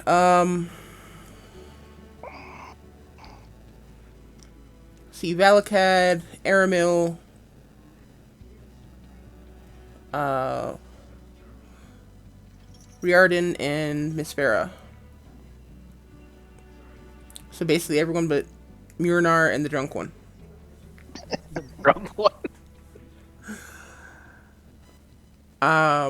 You guys suddenly hear a shout from the entrance. Um,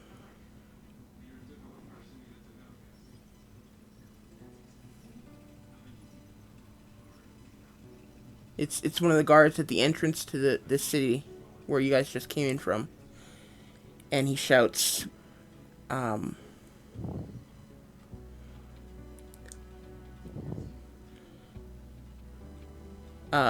God, my mind is gone blank. I hate that.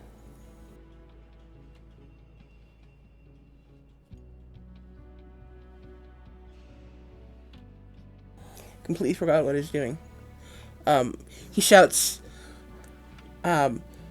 "The orcs are attacking! Look alive! Protect the front gate!"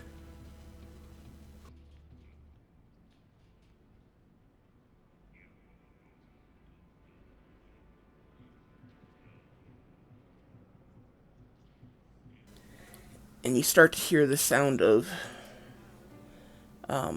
battle in the distance.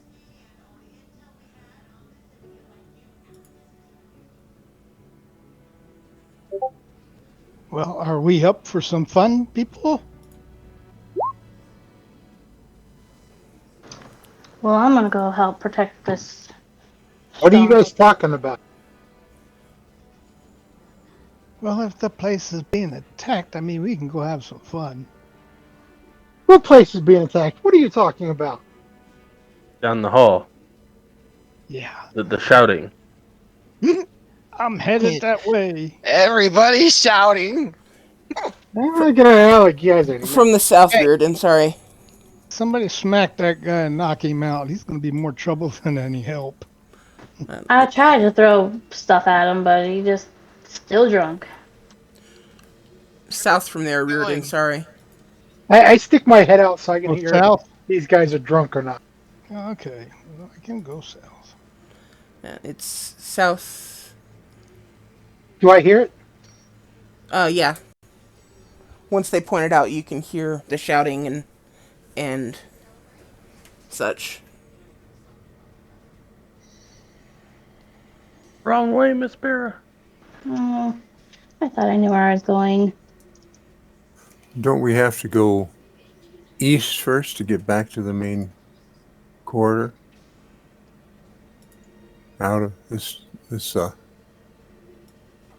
shrine, temple, whatever it is. I I holler back and there's some big ogres. Follow the I'm blue just, line.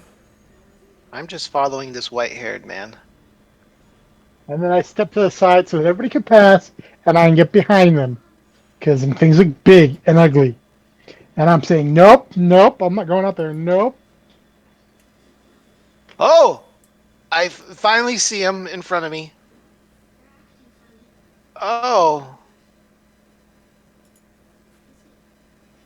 hello. I'm reloading. Yeah, I had to reload too. Does everyone get there? Can you help those who aren't there yet, Yeah, Sky, find their way? I got there. We're Okay. all there. I'm there, other than not really being there.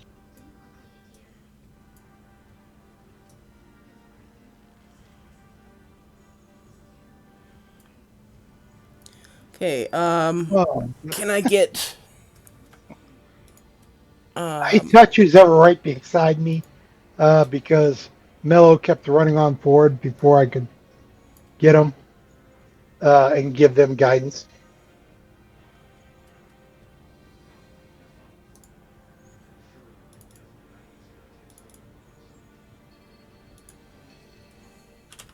Galahad just got guidance because it's a touch.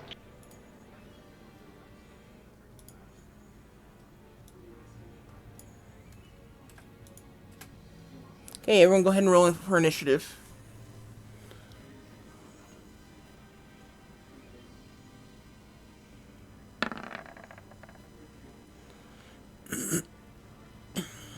I have to get to my character.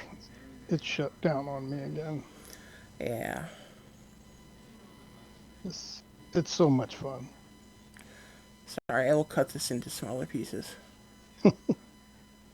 I give up on trying to roll a high number Oops, initiative. I I'm just saying. don't need to do that.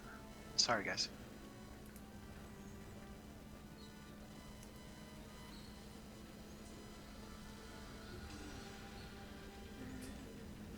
You're casting friends on yourself before you start? No, I'm. I didn't mean. I was trying to close the window so I could see my other spells. Oh, okay.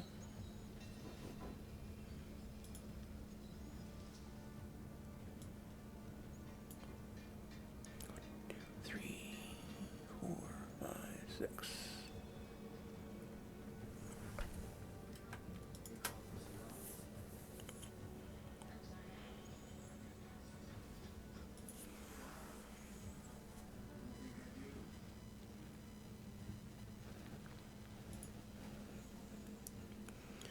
Okay.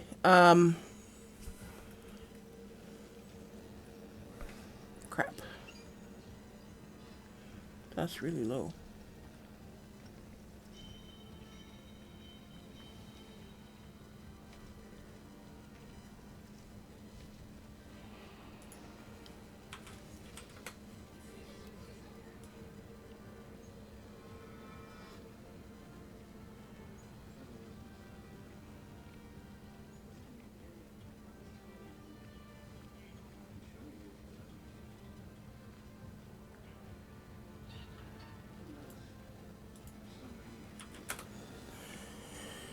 Okay.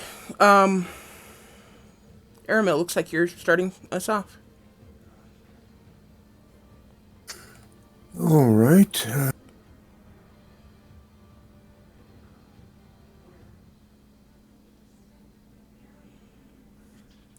I guess I'm going to start uh, by using a short bow at this one. Okay. That hits.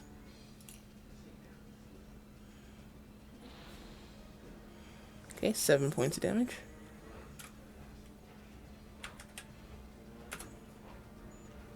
Okay. I don't get the sneak, even though I'm Nope. okay. You'd have to have advantage on the attack or have somebody else within, an ally within 5 feet of the ogre. Okay. All right. Fine. So, yeah,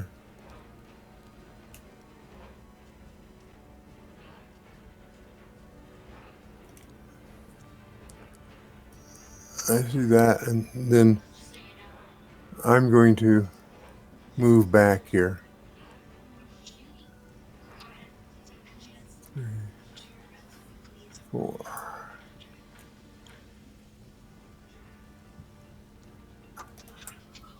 Oh, there. Okay. That should do it. Whatever it is. Okay. This goblin is going to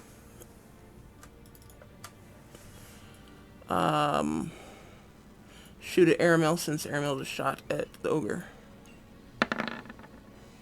18 to hit. Yes. Okay, it's 3 points of damage to you. All right. The goblin's going to move over here. Mellow, your turn. All right, I'm going to cast agonizing marks or mark on this guy. No, on this guy.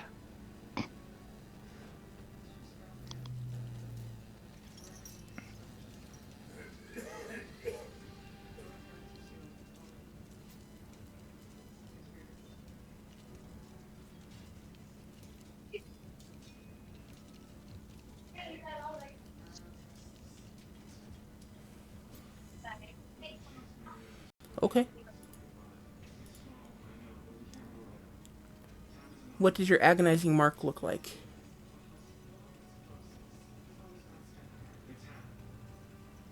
Uh, a jagged ray of black energy that issues forth from me. And until the spell ends, each time you deal damage to the target, it must take a charisma save throw. On a failed save, it falls prone, as if its body is filled with torturous agony. Okay. What does your specific mark look like, though?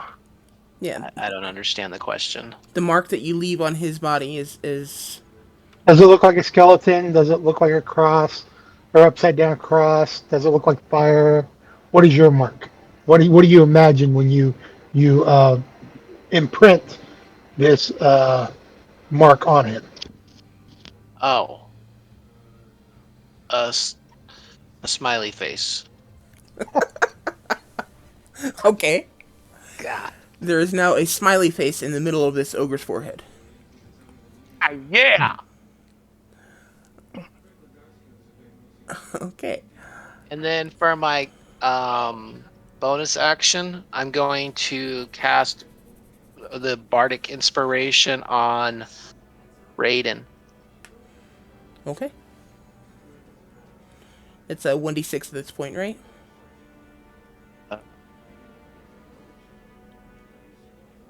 It is 1d6, yeah. And then Okay. I'm going to move here.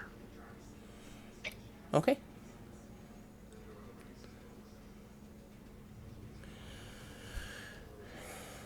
And this orc is going to hopefully throw something.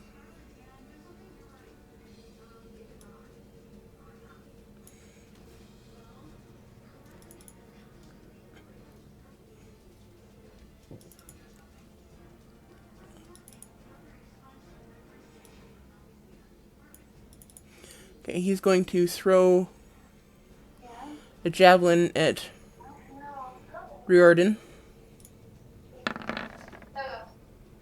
I'm assuming an 11 does not hit Riordan. No, it does not.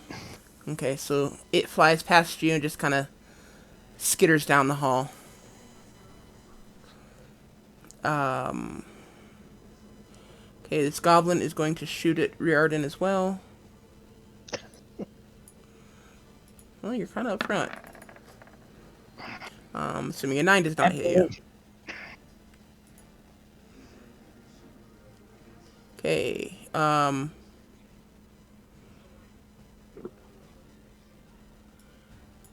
these guards are all going to move forward, engage. Front 2 are going to engage in melee, the back 2 are going to engage in ranged.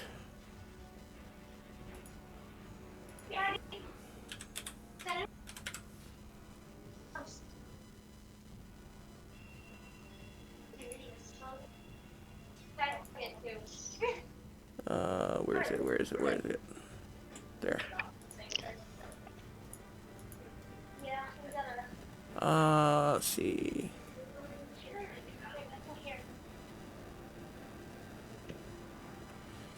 And see, those 2 will fire crossbows, and those other 2 will attack with spears.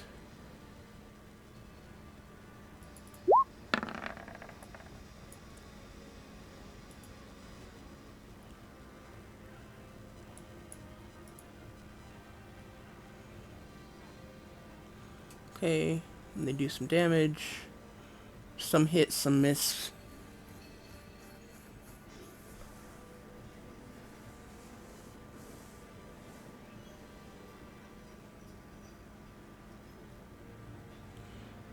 Darn it. Where is it? Sorry, I gotta fix this. Okay.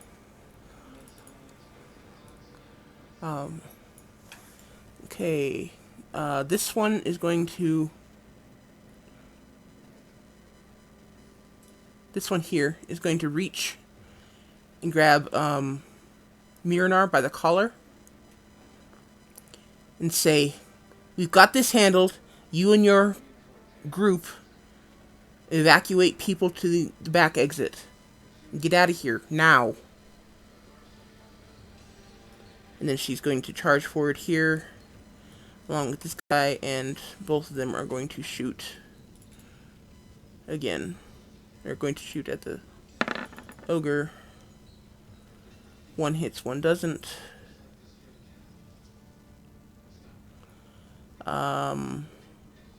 Miss Vera, your turn. Valakad, Miss Vera, Mello. Basically, everyone was close enough you would have heard that.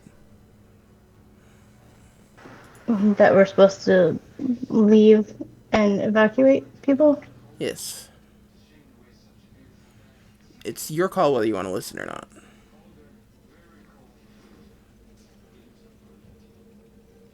Well, since I don't know which way the back entrance is,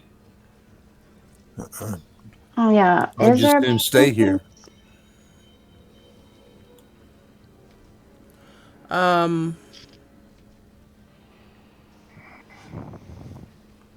See. How long have people been here? Myrnar, Miss Vera, how long have you guys been here? 3 months. Been here since this morning. Okay. I came in earlier this morning, and that's why I was looking for the, quest board pretty much. Okay. Aram, see, Riordan and Mello, when did you guys get here? I got here in the morning. About a week ago. Okay. Mello and Miss Sparrow then would both know that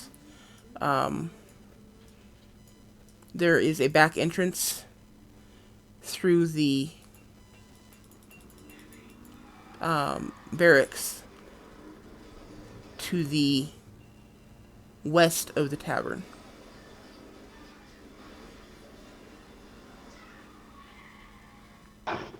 Okay.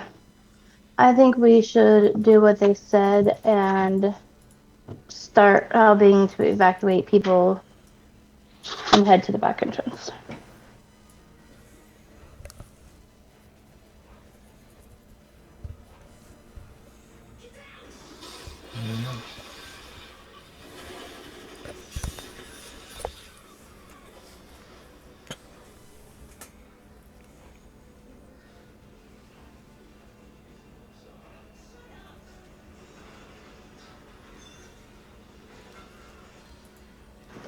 So, what would I have to do that? Just start running towards the back entrance. Possibly telling everyone you see that they need to, there's an attack, they need to evacuate, type of thing. I have not seen anybody yet, but I sure will. Okay, so I you're have. running? Because the other option is to attack with a long range and then run. Or you can use your action to dash. Your prerogative. Is that where I was? No. That'll work. I'm like, I don't remember. Alright, I will shoot something then. I'll shoot the big guy. Okay.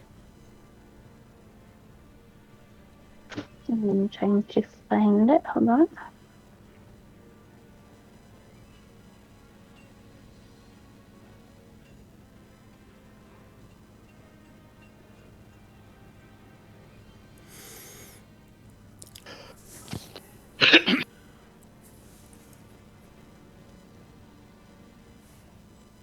$13 actually does hit. Go and roll damage.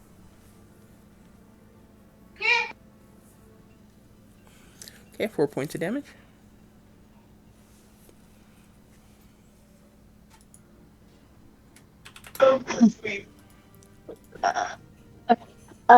I am going to um, go backwards and start trying to find people.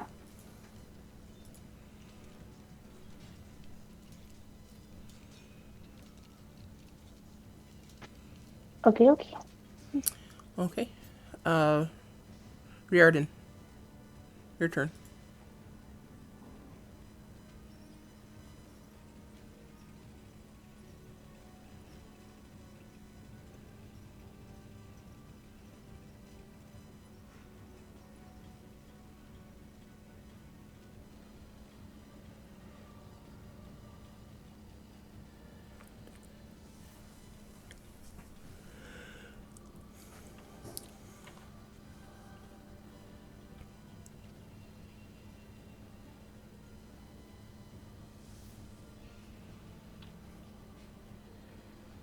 So I assume 21 hit. Yes, which one are you attacking? That Okay. one right there. Yes, 21 does hit.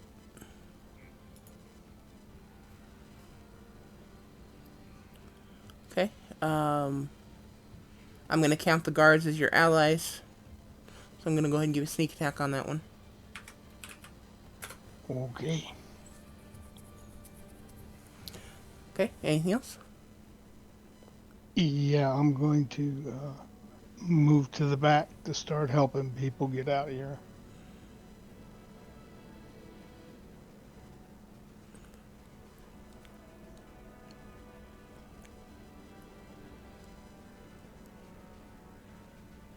And I'm done.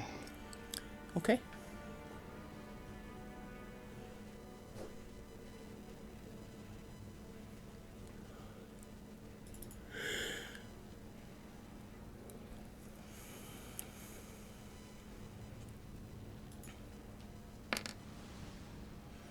Okay, the orc is going to throw a javelin at Aramil. Oops, wrong one. 22 to hit. I think he just didn't want, he wanted to make sure he hit him. I like the 8 better. But That was yes, it hits me. okay. It's 4 points of piercing damage to you.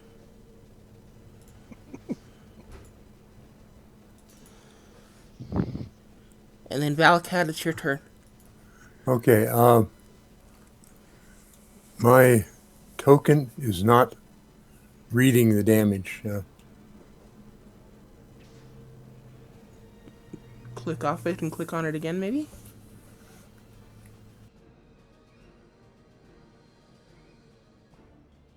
Okay, well, the little circle is reading it, but the red bar over my character is not.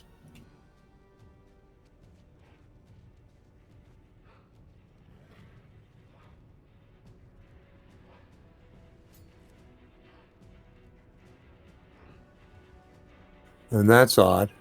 I clicked away and back to it, and the circle has changed.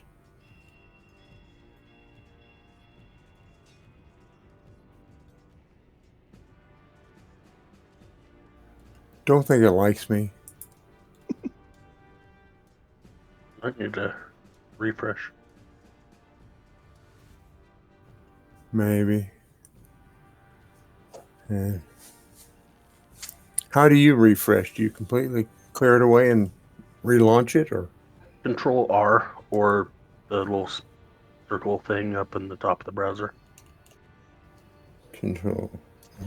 Or F5. Or close it out and reopen it, which is what I do.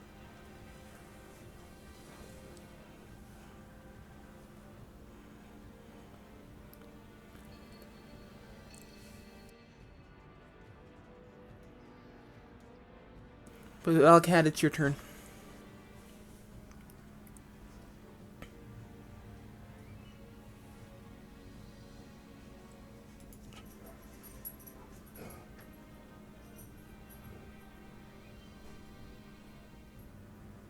Maybe then.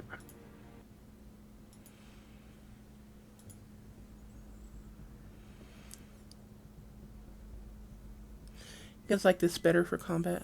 It's a little bit different.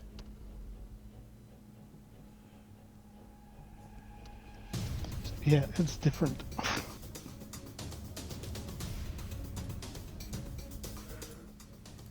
Sky gave me some non-copyrighted music a while back, and I've been trying to assimilate it into the games, only I really suck at the whole sound and music thing, so...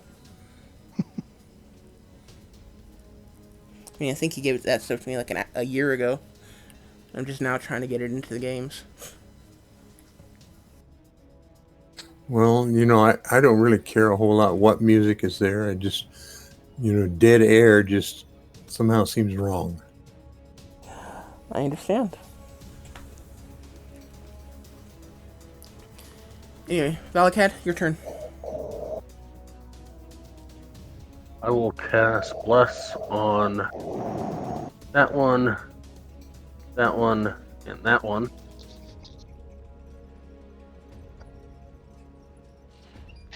And then I will start yelling to everyone to move to the back. Or yelling, not to us, but you yelling at anybody that comes across, I come across.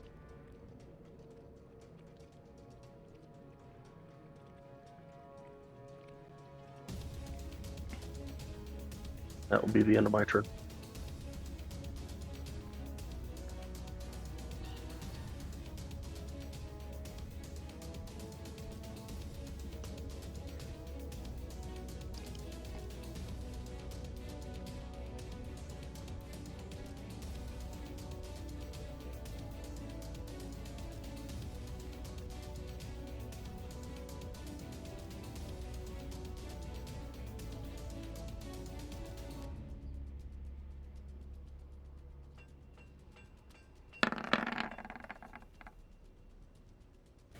Okay, Goblin's going to shoot at a guard and hit.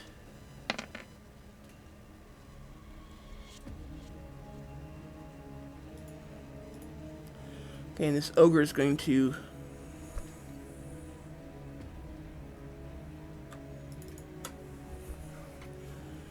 attack a guard.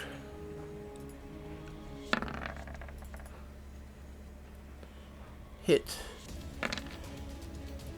And literally just turn the guard into paste.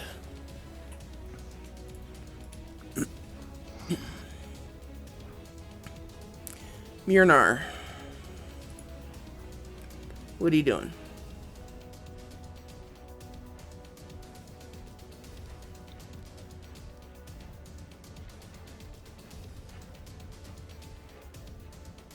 Take one step in just to look. Then I'm going to cast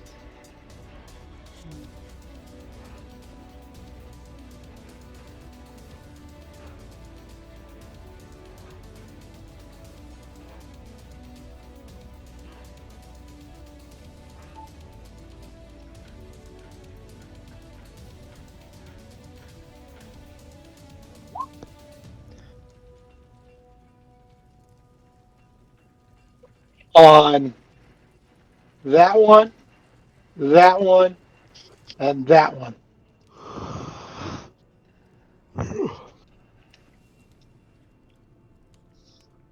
Before I do that, I have to find out. I have to make sure that they are within 30 feet. If they're not, then I won't do that.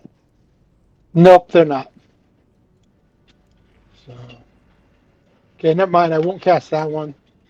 I won't move forward since they were too far away to begin with.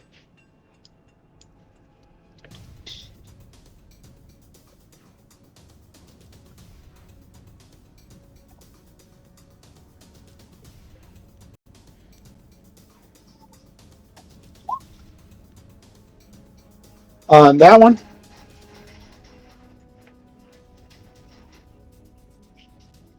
and then I will start running this way, and I will tell this individual that he needs to go. That we've been told to exit out the back. That it is a giant raid. Okay. Which did you target, right or left? I'm sorry.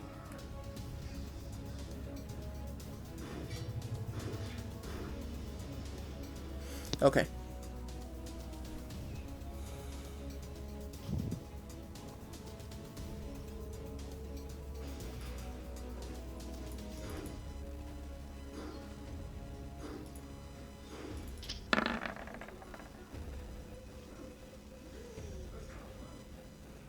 Okay, does not succeed. Has already been damaged, so it's taken the 9.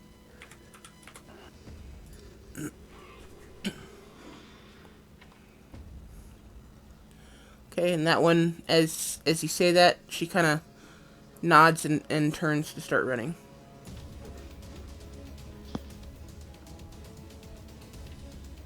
And she'll join you out here.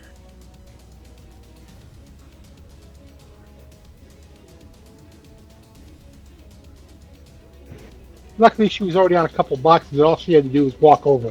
Go upstairs to them small.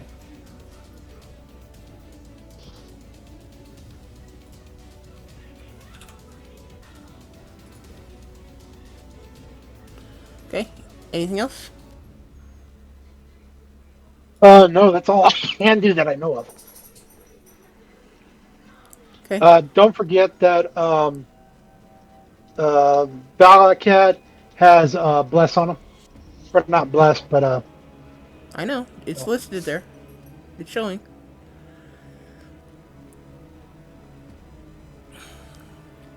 This ogre's going to attack this other guard down here.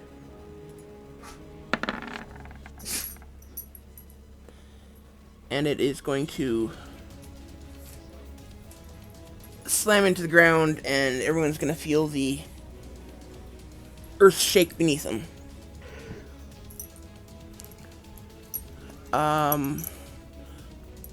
And let's go ahead and take a quick break. Quick 15 minutes. Everyone can go get drinks, snacks, stretch, use restroom, whatever they need.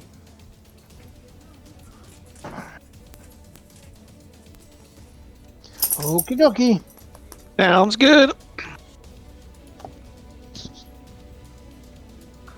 All right, I'm staying, so I'm good because I already went and got my drink, and I've been drinking already. Me too. I'm still here.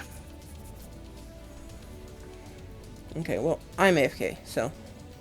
Okay, okay.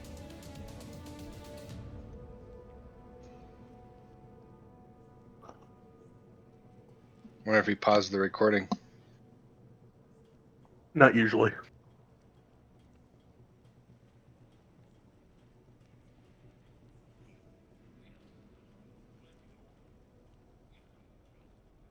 Deadpool versus Santa Claus.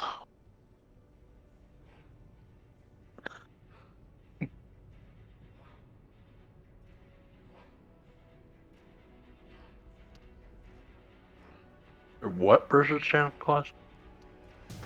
Deadpool. Uh,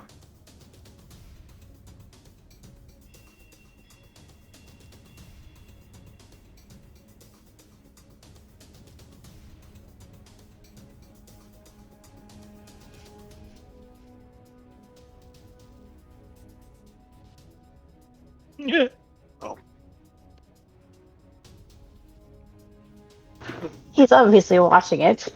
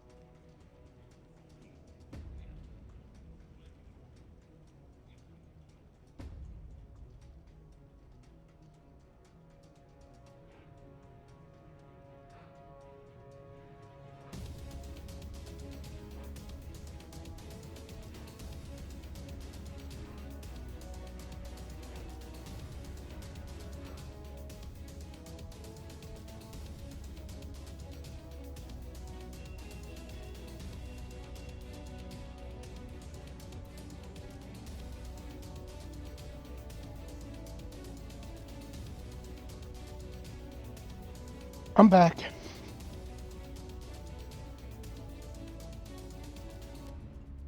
Welcome back. Welcome back.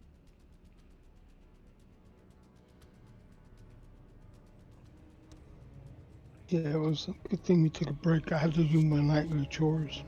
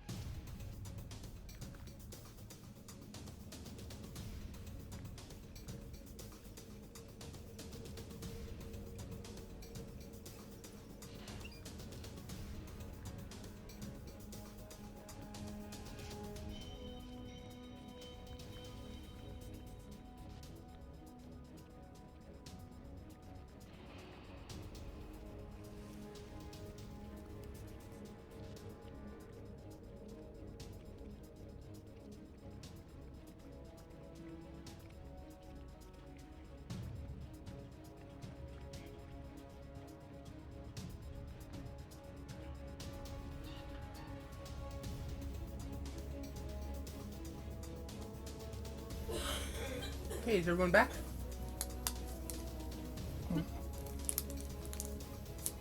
Yep. I'm here.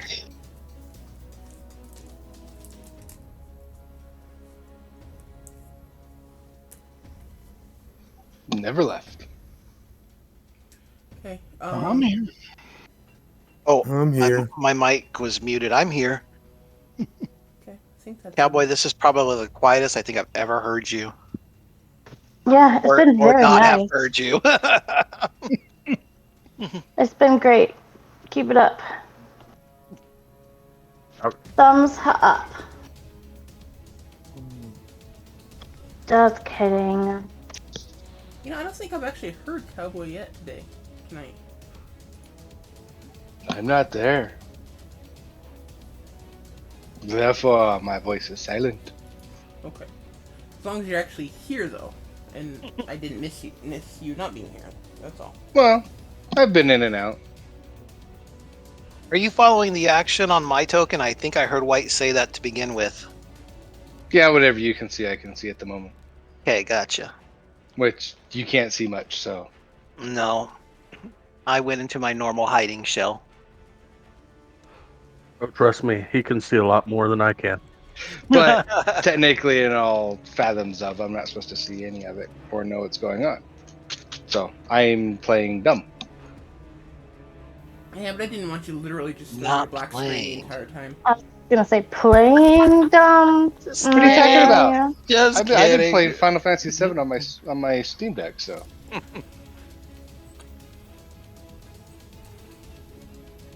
I just didn't So, want you sitting sorry. there staring at a black screen the entire time. That's all. I've known Cowboy as long as I've known Eric, so sorry about the banter.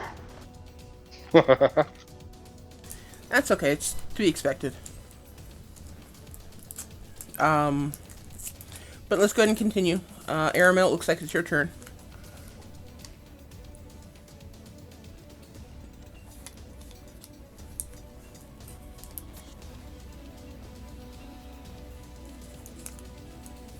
Well, I would like to throw or cast another arrow, but I think it might be better for me if I don't.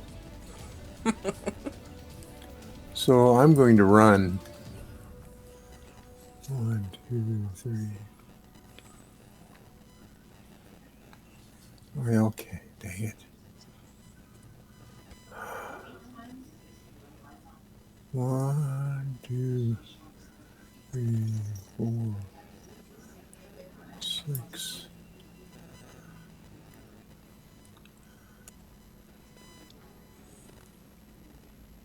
Okay, and then I'm going to use my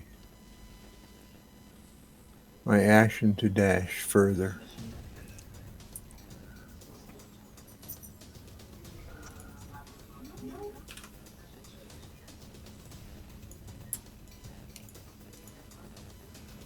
Okay.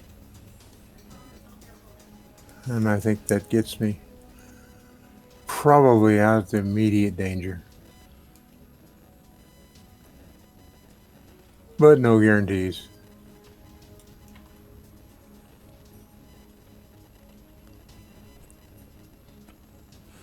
Okay. Well, I guess that's it. Okay, this goblin will fire at a guard. And miss. Mellow, your turn.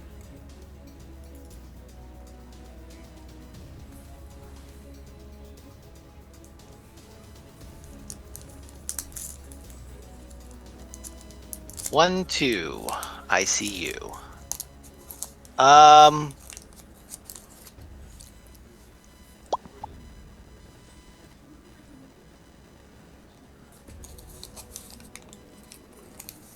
at a disadvantage when I shoot with my crossbow right now, right? No, you're fine. No? Oh, you're drunk. Yeah.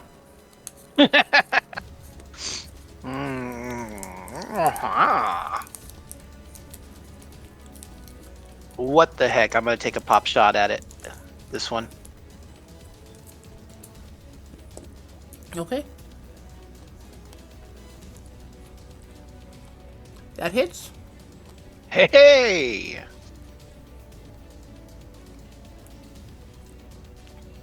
Oh, I gotta do the thing.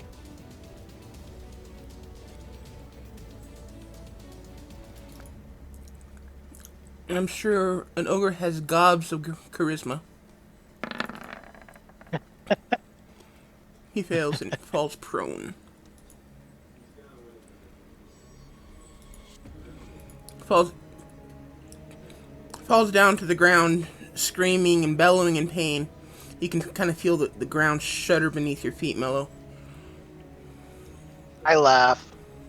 So that's, let's see, 5, 10, 15, 20, 25, 30, 35. I'm done. Okay. The orc is going to throw a javelin at a guard and miss. Goblin is going to shoot at a guard and hit.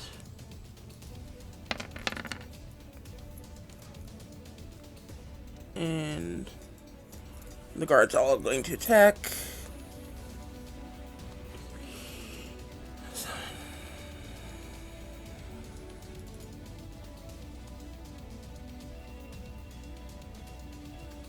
Let's see.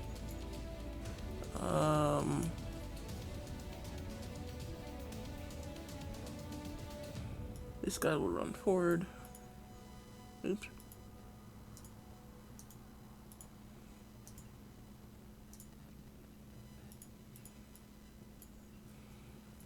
And those two will attack with spears. And then the other 5 will attack with crossbows.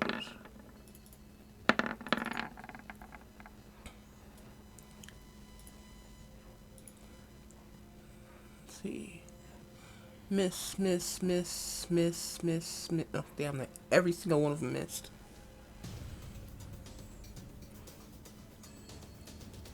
Miss Sparrow, your turn. Do they get an advantage because he was knocked down? Good point. Forgot about that. Let's see. Those two still miss. They actually get disadvantage on range attacks if they're knocked down. So now they miss even harder. Okay.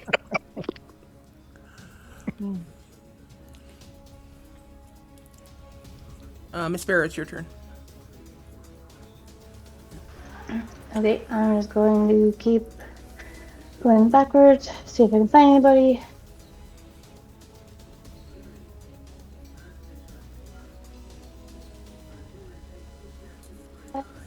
I'll see a couple people up here. I will yell for them to start heading to the back entrance.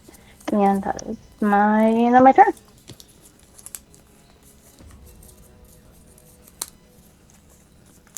Okay.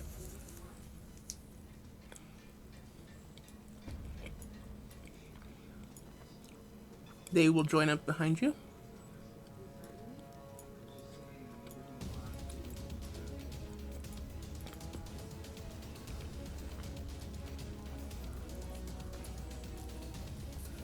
Did you use your action to dash, or would you like to use your action to dash? Oh, sure.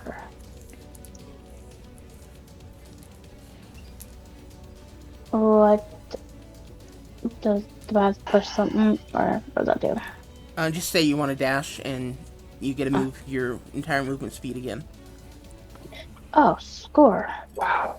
Yeah, I'll do that. But it does take your action, so you wouldn't be able to do anything else, like attack or something. Yeah, that's okay. But since you're not we're exactly going doing that, straight back through the tavern, right? Towards the tavern, I mean. Yeah, towards the tavern. Okay.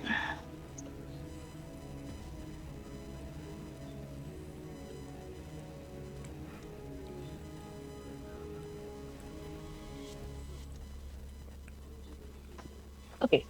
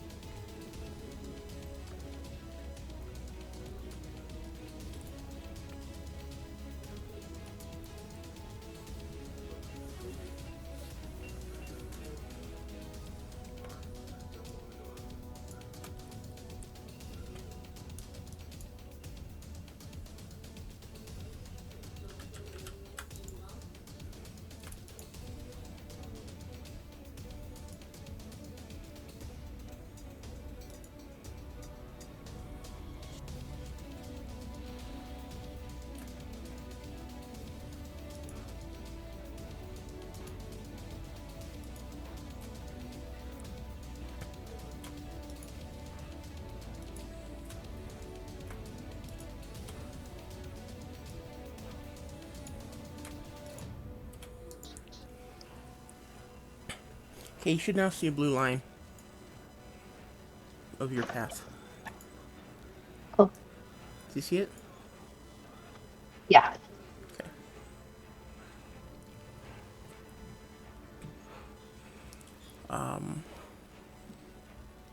Okay, Reardon. It's your turn.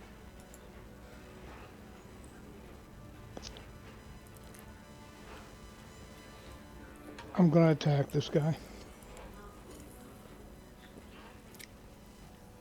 Okay, you have disadvantage against that one. But you're welcome to attack him anyway.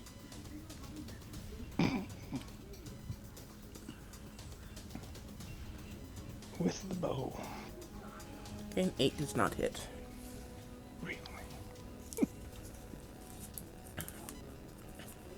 Then I'm going to move back here. Okay.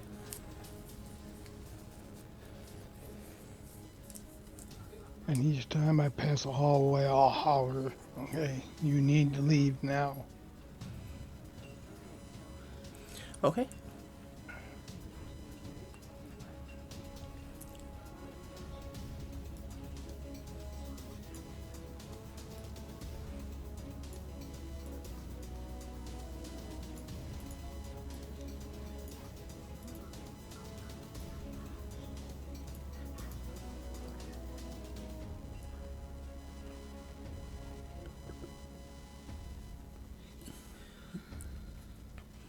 Okay. Let's see. This orc's gonna fire. Oh, throw. Hit.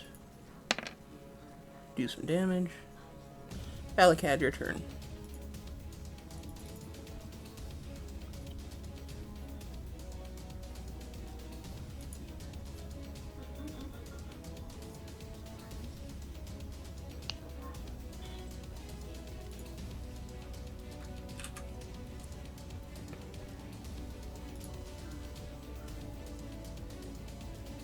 As I pass this hallway, I will mention to that lady to get to the back exit. As I get here, I will mention to Edian that some lady up at the front told us to all get to the back exit, and that is using my action to dash, so that is where I went. Okay.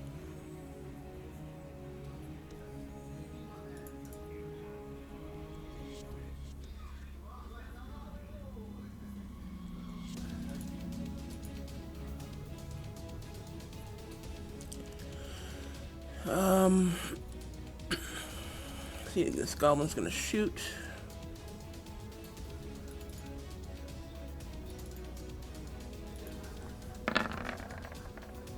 And hit.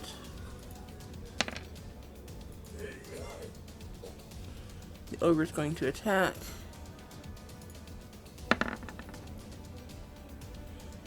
And you guys can all feel the ground shudder beneath your feet again. This goblin's going to shoot.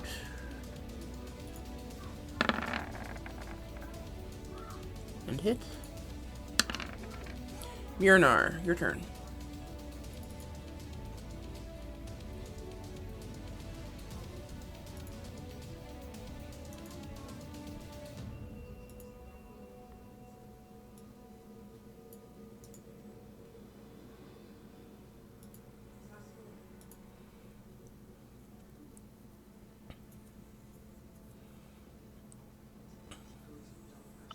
He screams into that room because he doesn't know what's in there. He screams into the room behind him. Hey, they're telling us to evacuate the yes, evacuate the facility. We're being attacked by ogres and they're over coming. Everybody needs to run to the back. Or however many of those 8 seconds I can say in that time frame. That's fine.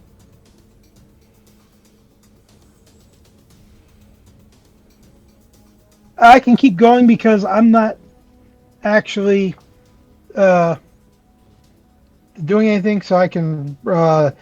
I'll use my additional speed limit. Okay, you're gonna jump down?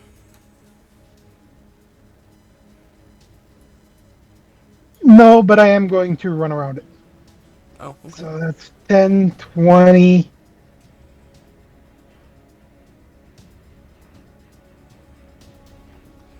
That's about as far as you can get, even with that. Yeah, I know.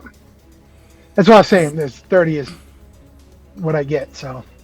I think you got 25. I thought I was. Or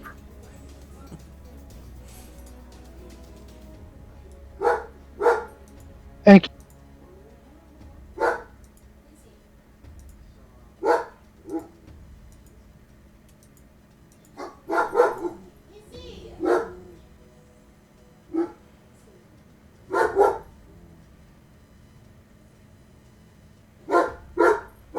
Okay, as far as I make it.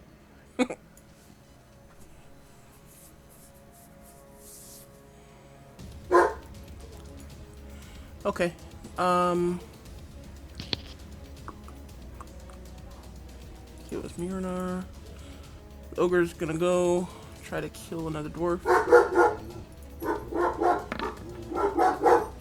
And hit.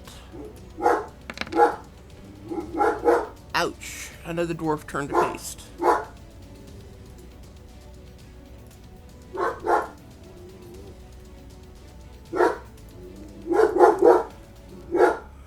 Okay. Aramil, your turn. Well, at this point, I'm just going to keep moving toward the north.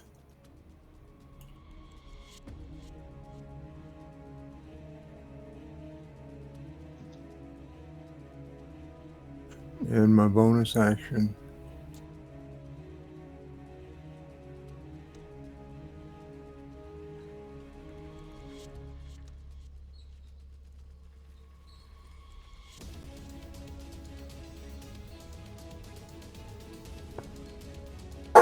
Hope I counted right. Come on. Come on.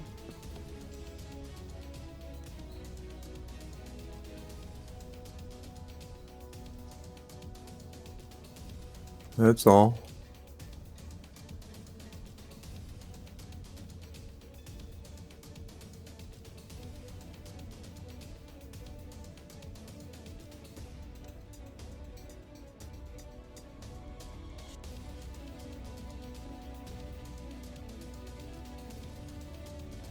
Did you dash? Is that what you meant when you said your bonus action?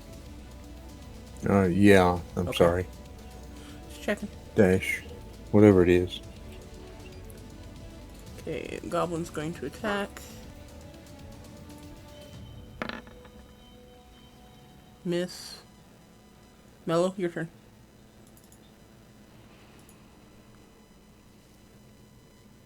Righty then. These are all these dwarves in the way. 1, You can just go 2, through them. 15, 20, 25, 30, 35. And I'm going to dash.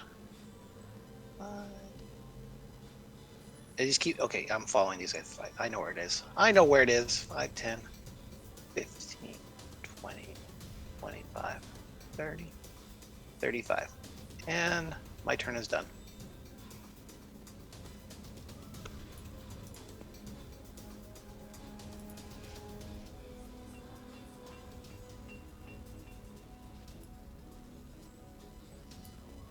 This is the direction out. Ah.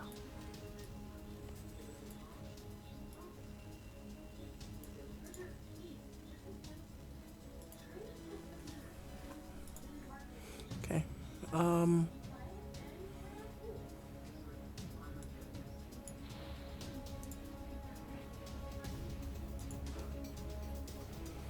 Okay. Valcad, take Edian with you when you move. If you don't mind. Okay. Orc and Goblin.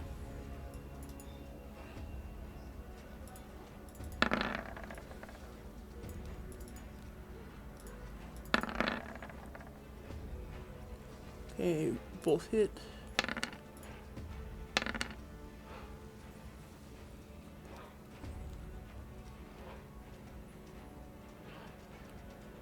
Okay.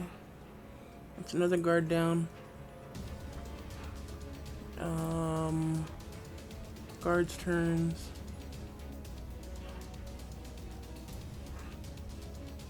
Actually, you guys are far enough north. I'm not gonna bother with all that rolling anymore.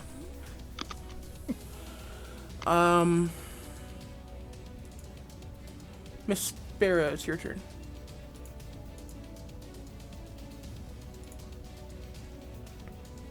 I'm going to keep heading to the back.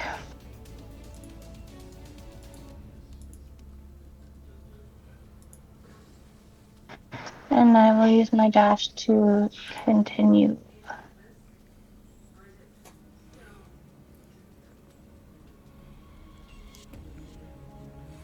Okay. Name none.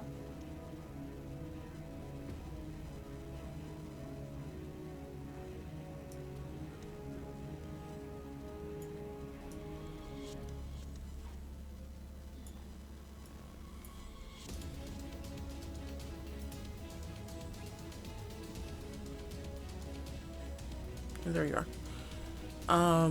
Okay. Riordan. Valakut on deck. I'm gonna move back.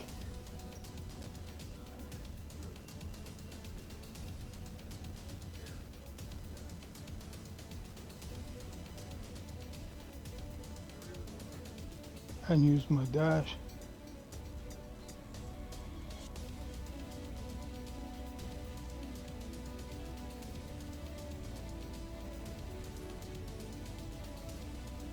And I'm done.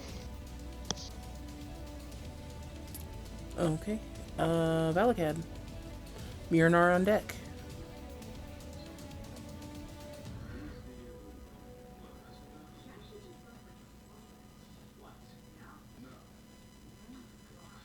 We'll get to there. Same thing. Mention to this person and this person. We need to get to the back exit, and my action dash out there. Okay.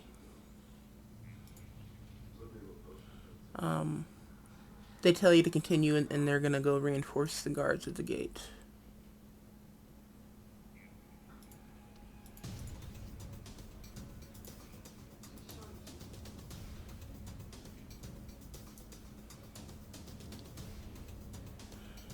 Okay, Myrnar, your turn.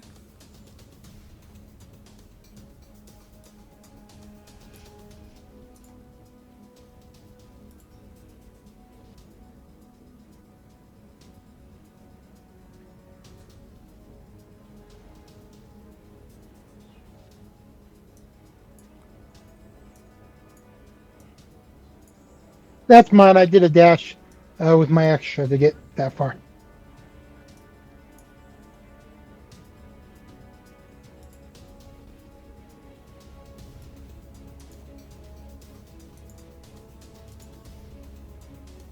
Okay.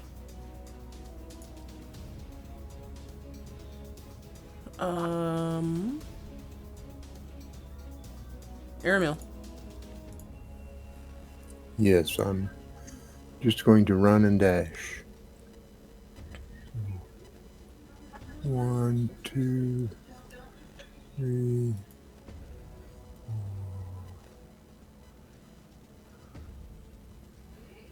6.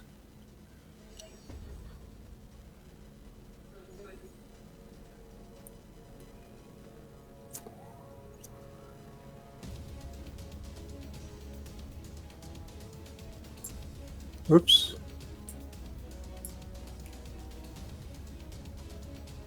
Okay, and then I'll tell these two NPCs, well, actually the 4 NPCs there,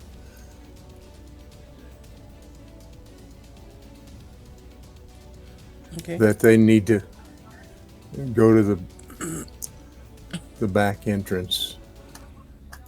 Okay, they will start running. Okay.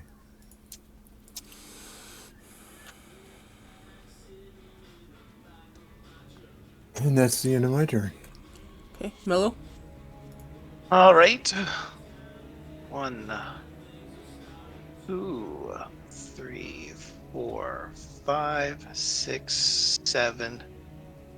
And I'm going to dash 8. And as I'm going by Mispira, I'll say, I hope you make it out. I would hate to see all that hair dye go to be destroyed for nothing. Go to waste. Go to waste. There you go. One. So that's 1, 2, 3, 4, 5, 6. Go to waste. That's it. 7. That'll be my turn. Okay, Miss Farah, you're next. You gonna follow him and shoot him? Sorry. That was not fair of me. What did you say? Sorry. I asked if you were gonna follow him and shoot him, but that wasn't very appropriate of me. I apologize. I I shouldn't be mean, making suggestions for your I characters.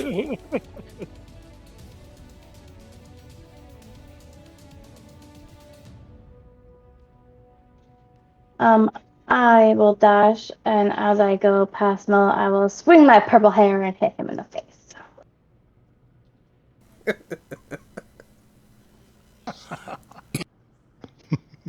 And I am done. Riordan. I'm going to continue and use dash. Should take me to about there.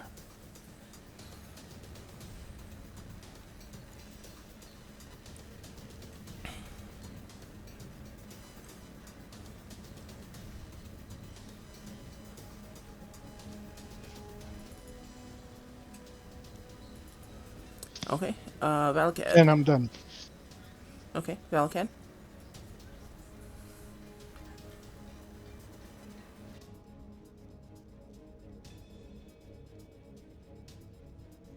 Doo-doo-doo-doo.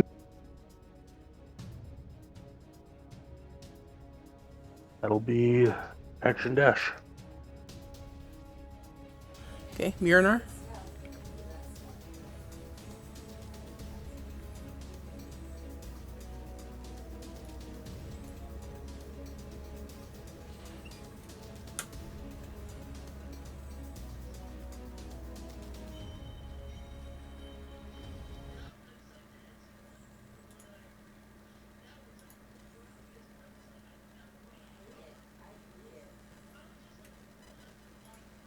That's my action and dash. And while I'm running, I'm screaming down halls that everybody needs to evacuate out the back. We're being overrun by orcs.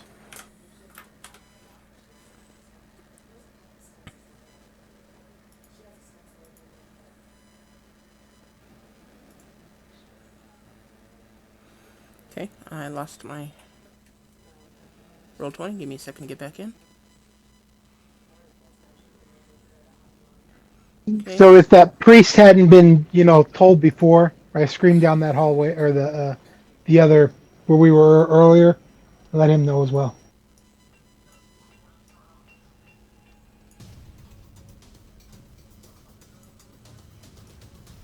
That priest where? Priest that Valcat spoke with. Oh, yeah, he's already You gone. got so I know, but I don't know that because I don't know. So that's why I'm screaming down doors. I know everybody went straight, so I'm going to the right. Okay.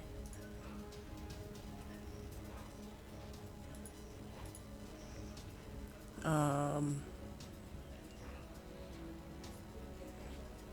Okay. Airmill.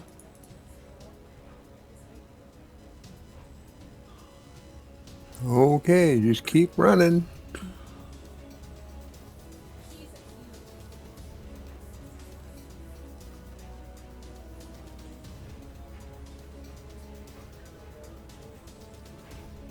And my dash. 1, 2, 3, 4, 6. Okay, Mello. 1, 2, 3, 4. Hearts, 5. Just kidding. 6, 7. Oh, now I've lost count. 1, 2, 3, 4. That's 7. Okay. And dash. 1, 2, 3, 4, 5, 6, and 7. And my turn's done. Miss Farah. I shall move.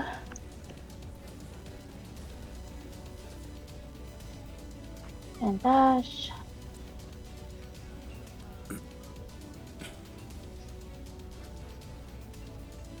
And I am done. Okay. At this point, do you guys want to just fast forward to the exit rather than just run each turn? That'd be probably the best thing to do. It's best. Okay, just go ahead and take your tokens. Follow the line.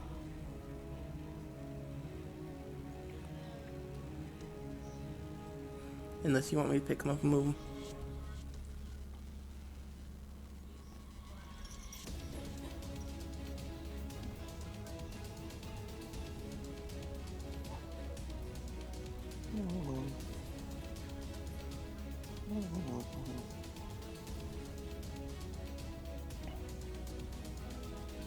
Oh, Come I'm on. gonna drop my concentration just in case that's. I don't know if that hurts me, but No, it doesn't hurt. okay. I've called and let the two people, or let that other hallway that I missed or didn't go down know, and I'm letting this lady know, Lunessa, that of what they've been told and what's happening before I turn the corner and head towards the other direction. Okay.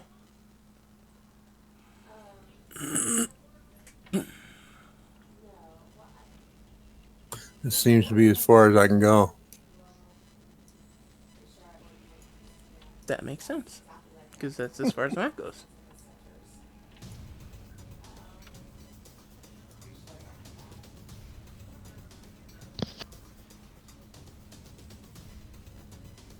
Just think of what would happen if you were following a map and realize and you came to the edge of the map. Could you go on?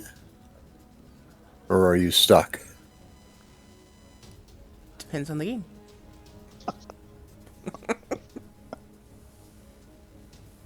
Sorry. Depends on the Earth, if the Earth is flat or not. The Earth is most definitely flat. I know, right? I'm amazed the cats haven't knocked everything off yet.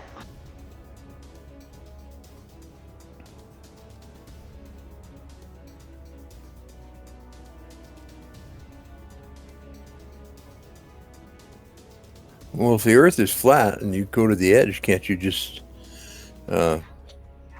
go back and walk back on the underside? No. Gravity only works on one side. That would mean it would not keep you. Pardon me. If gravity only works on one side, then if you're on the other side, gravity wouldn't be pulling against you anymore, so you keep walking. Oh, good point. Good point. Like you're in space, you just kind of just float there on the other side. But there's gravity in the ground. If the pressure actually is pressing you down, not pulling you down. It's actually pushing you down, or is it pulling you down, not pushing you down? I'm confused. I don't know. It's been a long time since science. I'm assuming we're changing maps. Push pull, push pull.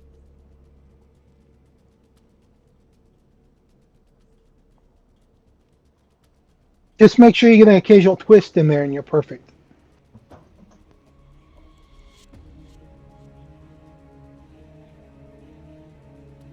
Now I want to know how gravity would work with a flat Earth. I have completely lost track of what you guys are talking about. That's okay. It has nothing to do with anything. Okay. We're just waiting for the map. Uh-oh. Is it not showing up?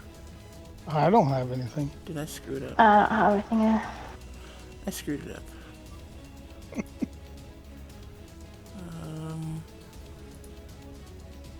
Okay, now can you see stuff?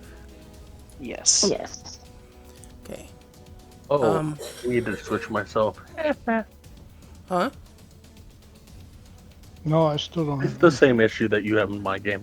I have to switch myself. I'm like, I don't know, I'm still singing the same thing. What the heck? Oh.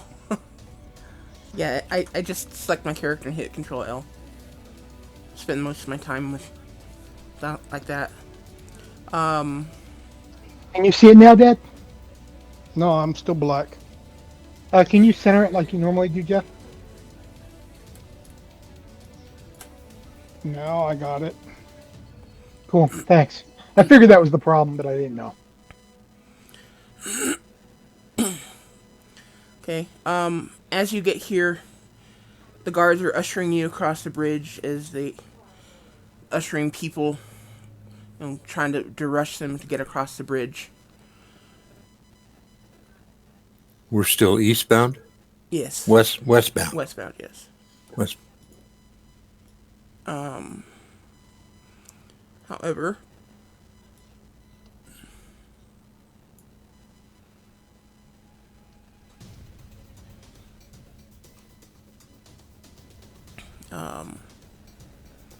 as you guys get out, darn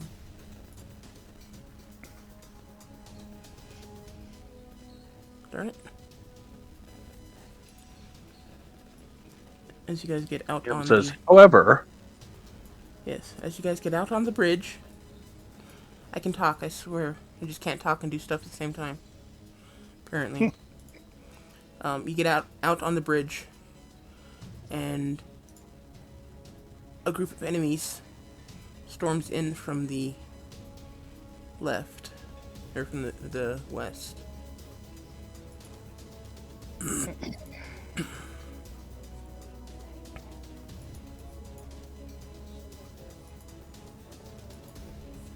Can you guys see them?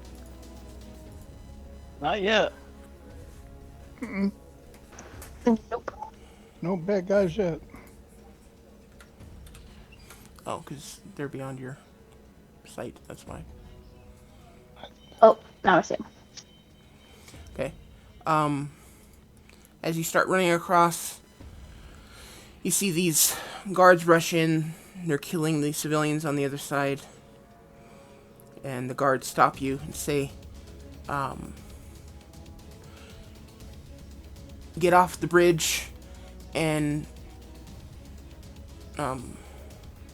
get off the bridge and go turn the levers to the north and south. We'll hold them back. Turn the levers to the north and south. Yes, turn the levers in the rooms to the north and south. Okay, we're actually in initiative, guys. So, Am I on the right lever? What you were talking about? just a second. Where's ground break? Okay. No. Okay, we are still on initiative, so let's move everyone back to where they were.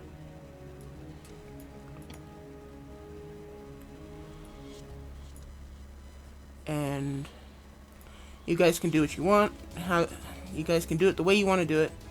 If you want to split people up, whatever, however you want to do this, basically.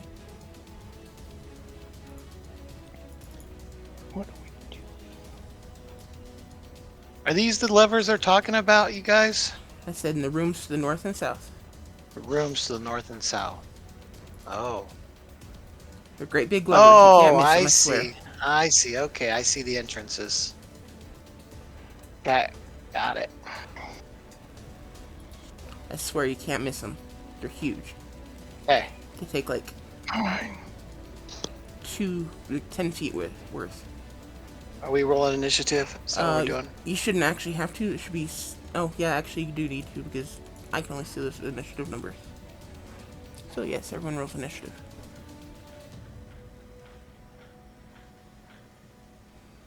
Wow. Well, you guys are drunk or something? I Why want am I my red? I want my first initiative, but I thought I had my. But you moved my character so my thing off. I like my first one. My token won't let me select it.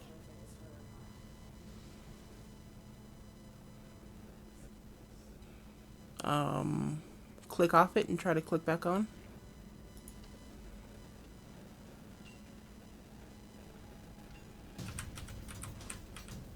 Do a refresh. That would be my next step. Or No, suggestion. it did allow it. So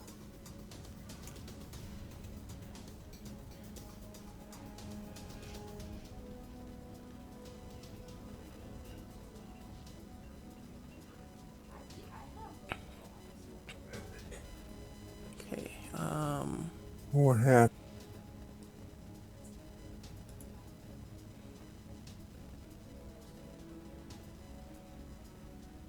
Can I see what's on the other side of this bridge, or just up to my vision point?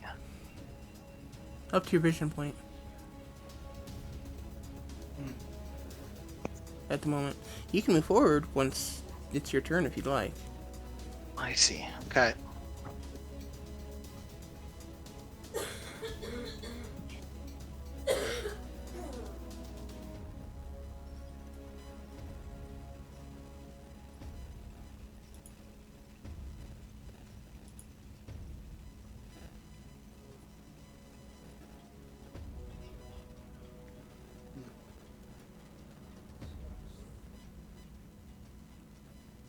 What are we waiting on? What's going on?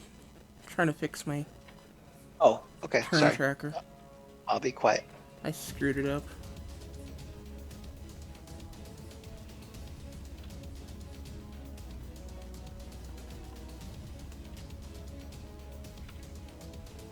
Okay, I think I've got it fixed.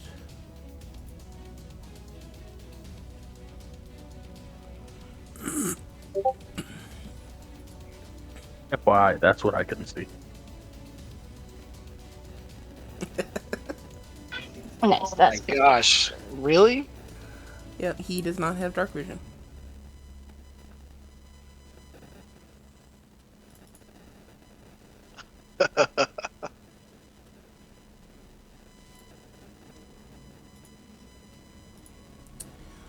Okay.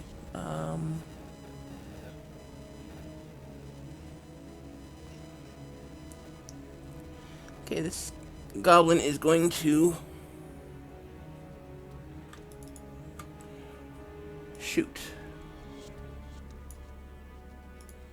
at a guard and miss.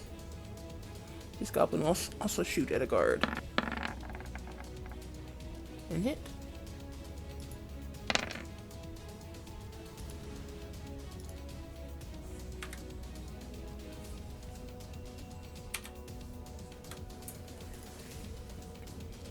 Miss Vera, it's your turn. How is it my turn? You mean Mellow? Is it my turn?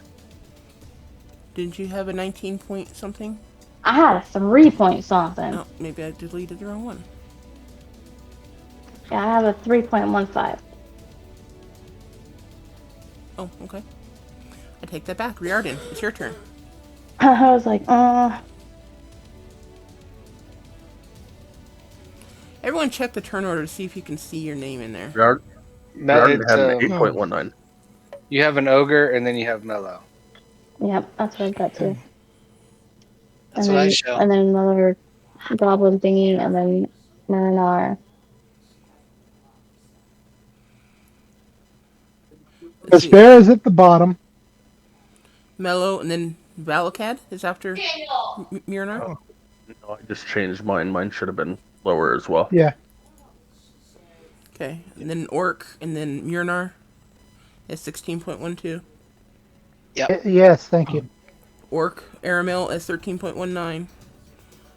Orc, and then the correct Valakad. Then War Yep. Chief, Riordan, Guard, Goblin, with Miss Vera way down at 3.14. And then turn order starts over. You're missing 5 guards. Oh, they're all going the same turn. Fair enough.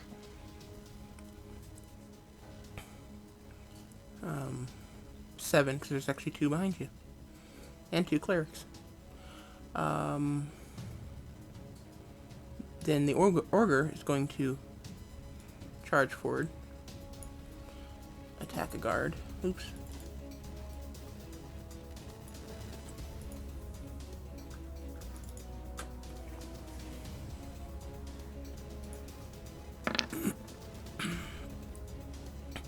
and miss. The entire bridge just shakes, and dust falls from the ceiling as this ogre's guard slams into the bridge. Or this club slams into the bridge. Mellow. Okay, so these two dwarfs behind us, I can see them. Yes, I can see what they're wearing. Do I understand if they're what kind of guards they are, what kind of role they're playing in this battle? Um, Are they important in this battle? they are I both guess dressed as clerics. clerics. So Hmm. you spent time making fun of one of them as Valakad was talking to him, and the other one you may or may not have seen during your time here. Okay. Um.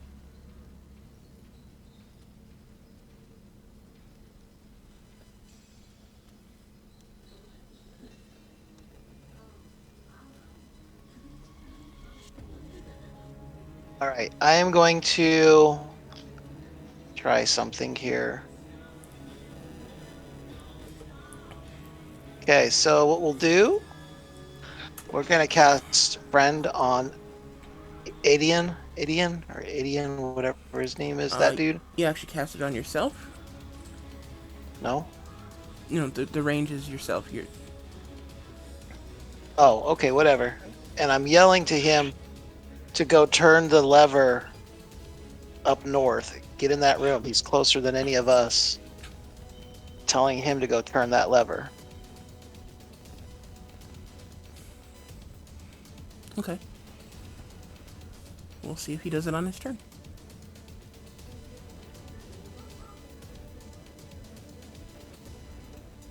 Where's his turn at? I was planning to do them at round break. Okay. Well, shoot. Well, I guess I already did it then, didn't I? Didn't think about that. Okay,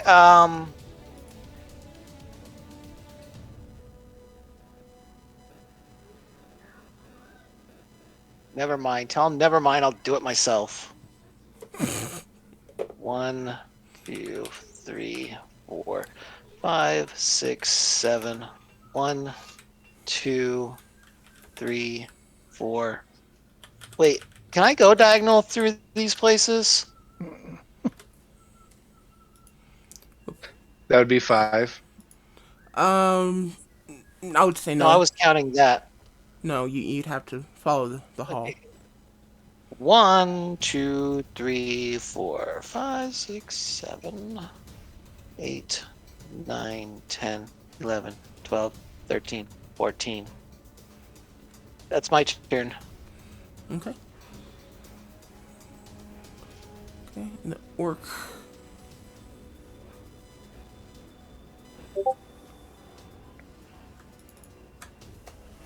Is going to throw a javelin.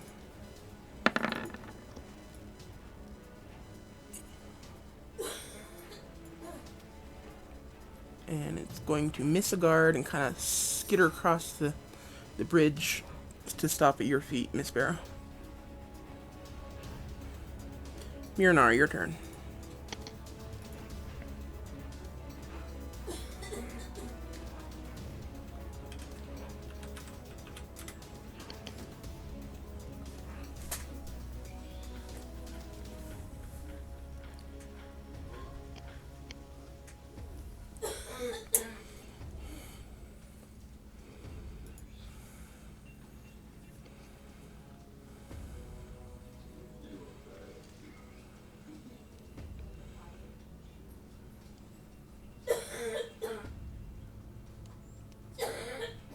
If you're saying anything, Ken, I can't hear you. No, I was Okay. counting off before it said anything. Just I making get sure. to there after a dash and still can't do anything else. Okay. So And this orc is going to throw at one of the one of the guards. Hit. for 9 points of damage. Airmill. Okay, I'm feeling very uncomfortable being so low with hit points. So even though I don't have many at a maximum, I'm still going to cast a healing potion.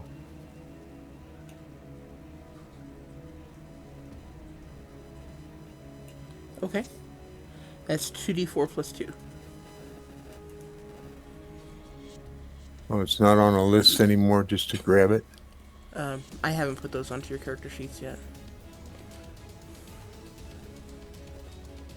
That was on my list of things to do before this session, and as you can see, it didn't happen. Yeah. Okay.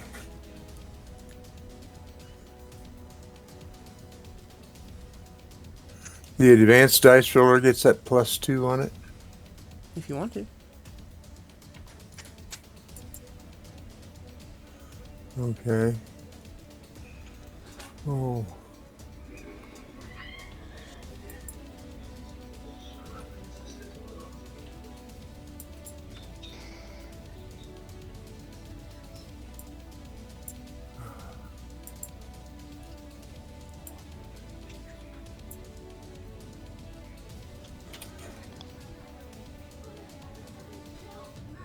Okay, so you're healed for 5 points.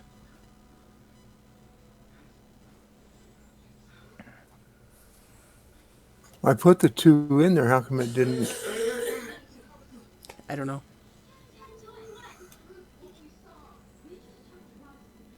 All right, 5 points is still better than where I was. Okay, that's your bonus action.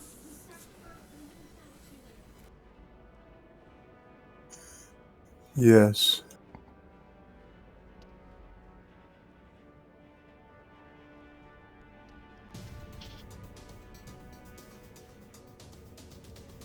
And then I'm going to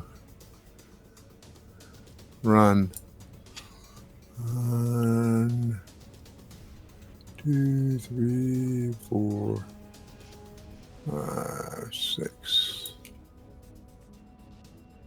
And that's the end of my turn.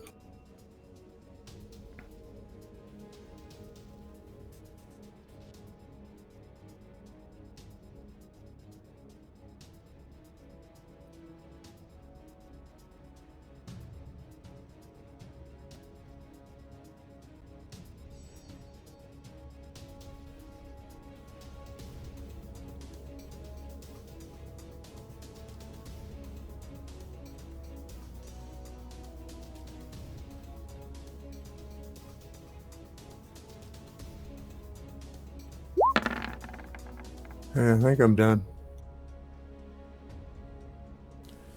Okay. Are you doing anything with your action?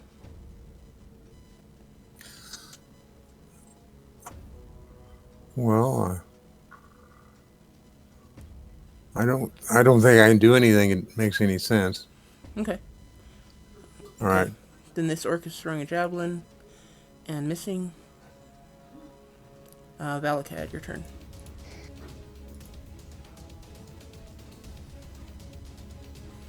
You're still holding concentration on the bless. It's up to you whether or not you want to keep it.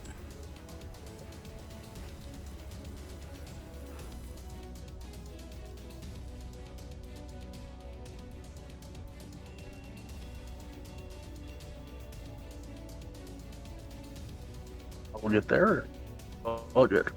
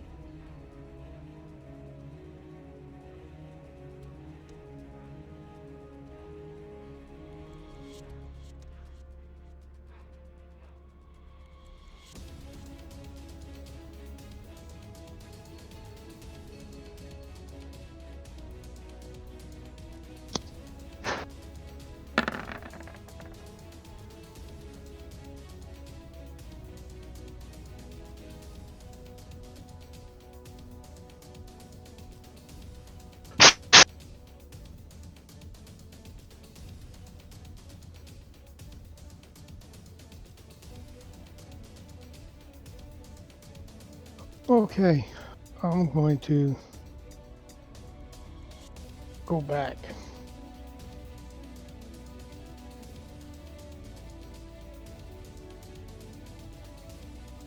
Can use rush.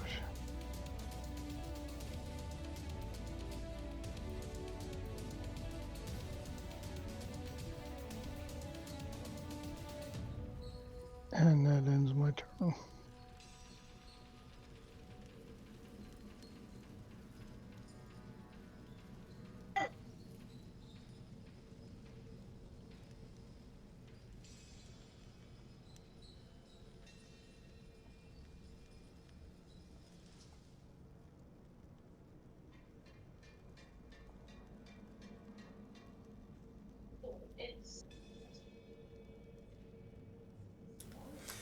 Okay, the guards are gonna go. These two are gonna run out here, and they are going to fire their crossbows at the ogre. One's gonna hit for a whole 1 point of damage. And these guys are gonna go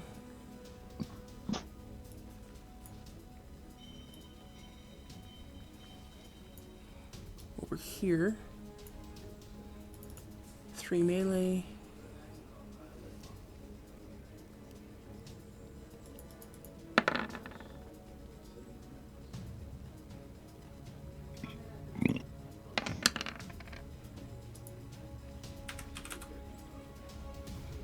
And 4 ranged.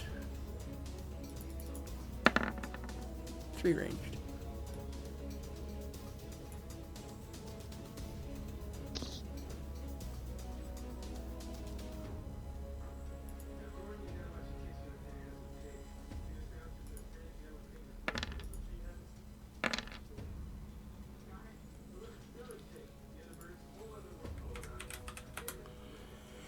Okay, I guess I'll go ahead and do these guys on this turn too, instead of round break.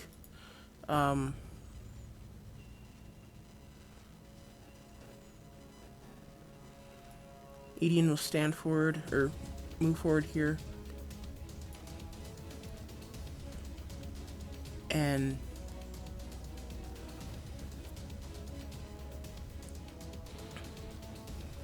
he will shout in Dwarven, so anyone who understands Dwarven can understand this. Do not stand in the middle of the bridge.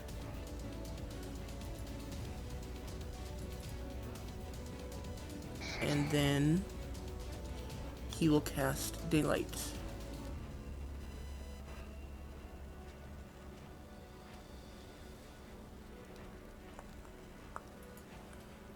He will cast a spell into the middle of the room, which lights the entire room up. And everyone kind of has to blink for a moment or two as the bright light suddenly fills the room.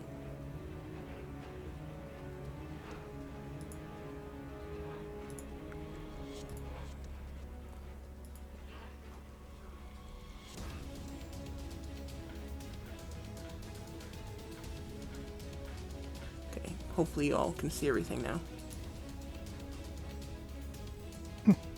He'll take a step back.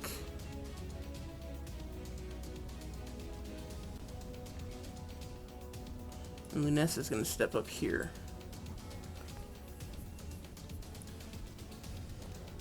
Actually, she'll come all the way forward too. And Goblin will fire at the guards. And miss. Ogre's going to step forward and attack.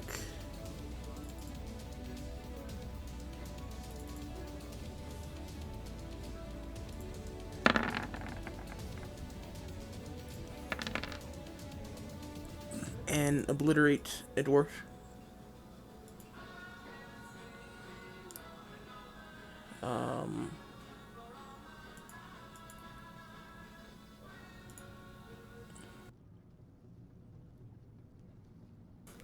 The orc is going to throw a javelin.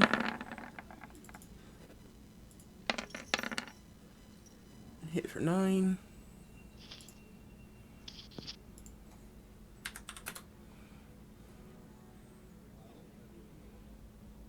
3 goblins are going to attack with short bows. And I'll miss. Miss Sparrow, your turn. Okay. Um, I will try to shoot one of them. This one on top. Okay.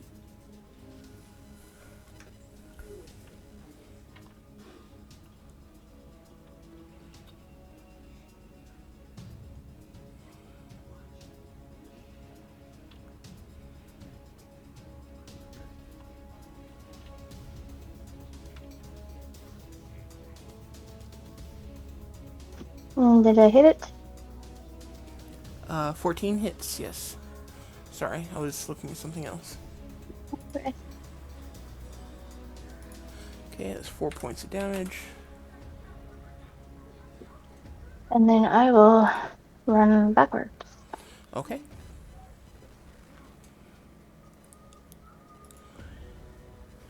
And then I am done. Okay. As you all are running backwards and trying to stay around the door or the entrance, staying off the bridge like you were told, there's this massive white light that just blindingly white light that just fills the entire area, even brighter than the daylight spell that Edian just cast. And it stuns the entire party. Even the enemies are completely shocked and stunned by it.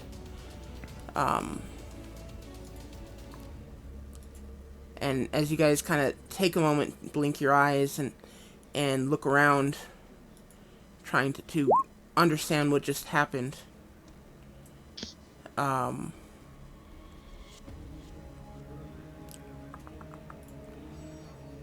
there is a new person standing in the middle of the bridge. On. Durkar, describe your character, please. Teleportation. Okay, so Darkar is a 6'5", fairly well built, but scrawny for his race. 245 pounds, gold scaled dragonborn, wearing chainmail and carrying a double-edged scimitar.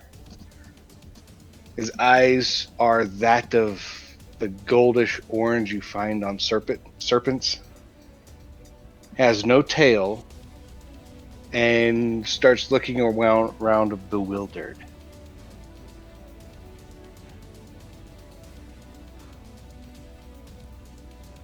Okay. That being said, it is 10 o'clock. I am perfectly fine continuing for a little bit longer, maybe another round or two. Or maybe even to the end of this combat. If you guys feel like going that late. Are you guys okay with that? You want to do that? Do you want to just call it for the week? I think we are done tonight. Okay. Then... I called it then. It's always been one of those where at the end of it, if everybody can play, we play. If not, then we cut it. What do you mean, what about you and Mello? Myrnar? Blinding light. So all these people blinding light. So since yes. we're in the hallways, I was making sure that we were immune to that. No. Because you said everybody gets blinded. I'm like, everyone is blinded by it for a moment. And when you kind of blink your eyes, look around a little bit, you guys see this new character. Well, I don't, because I can't see. We don't. We're in the hall. That's why I was asking. We're in the hallway and the room over there. So that's why, does the light go in the halls, or is it just in that? Yes, everyone is blinded by this light. Okay. Okay. You know why I was asking, Mello. We got it set. Oh, yeah. You can remove my privileges of Mello's character. Oh, that's right.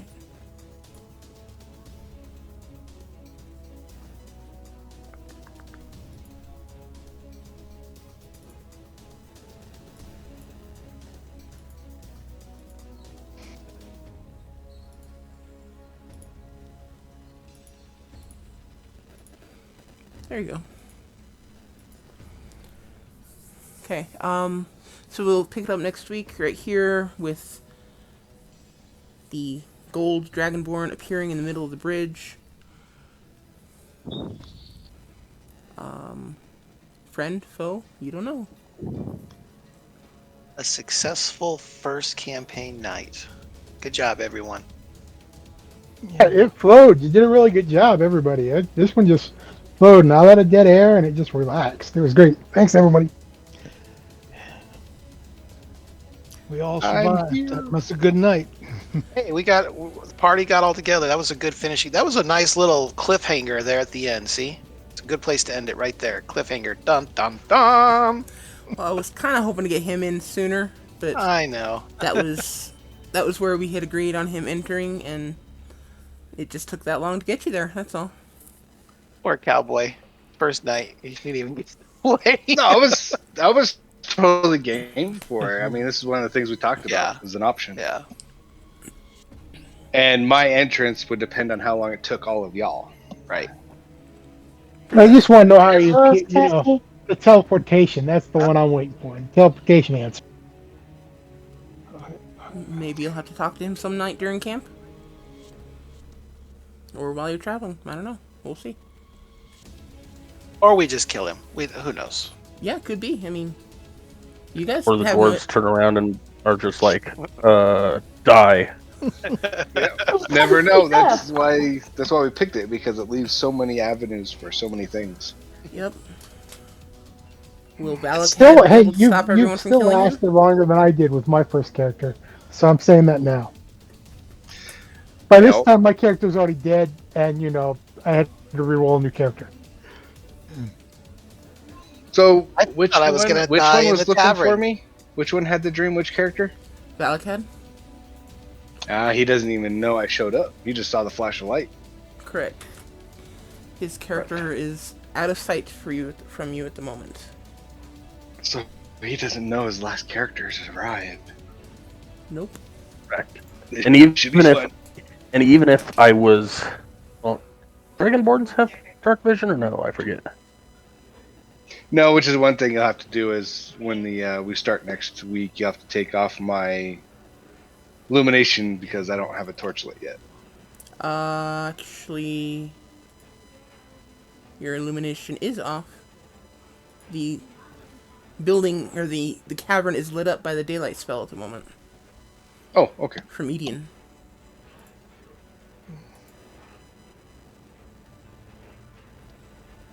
So, don't let him get hit. You might lose it.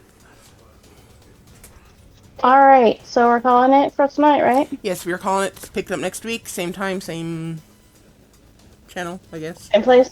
Yeah, same place. I heard it. You I all heard it missed in your head. At I heard it in your Same head. You bat were gonna do channel. Enjoy your weekends. Yes. Bye, guys. Yeah. All right, bye guys. Bye bye. Good night, everybody. Good night, son.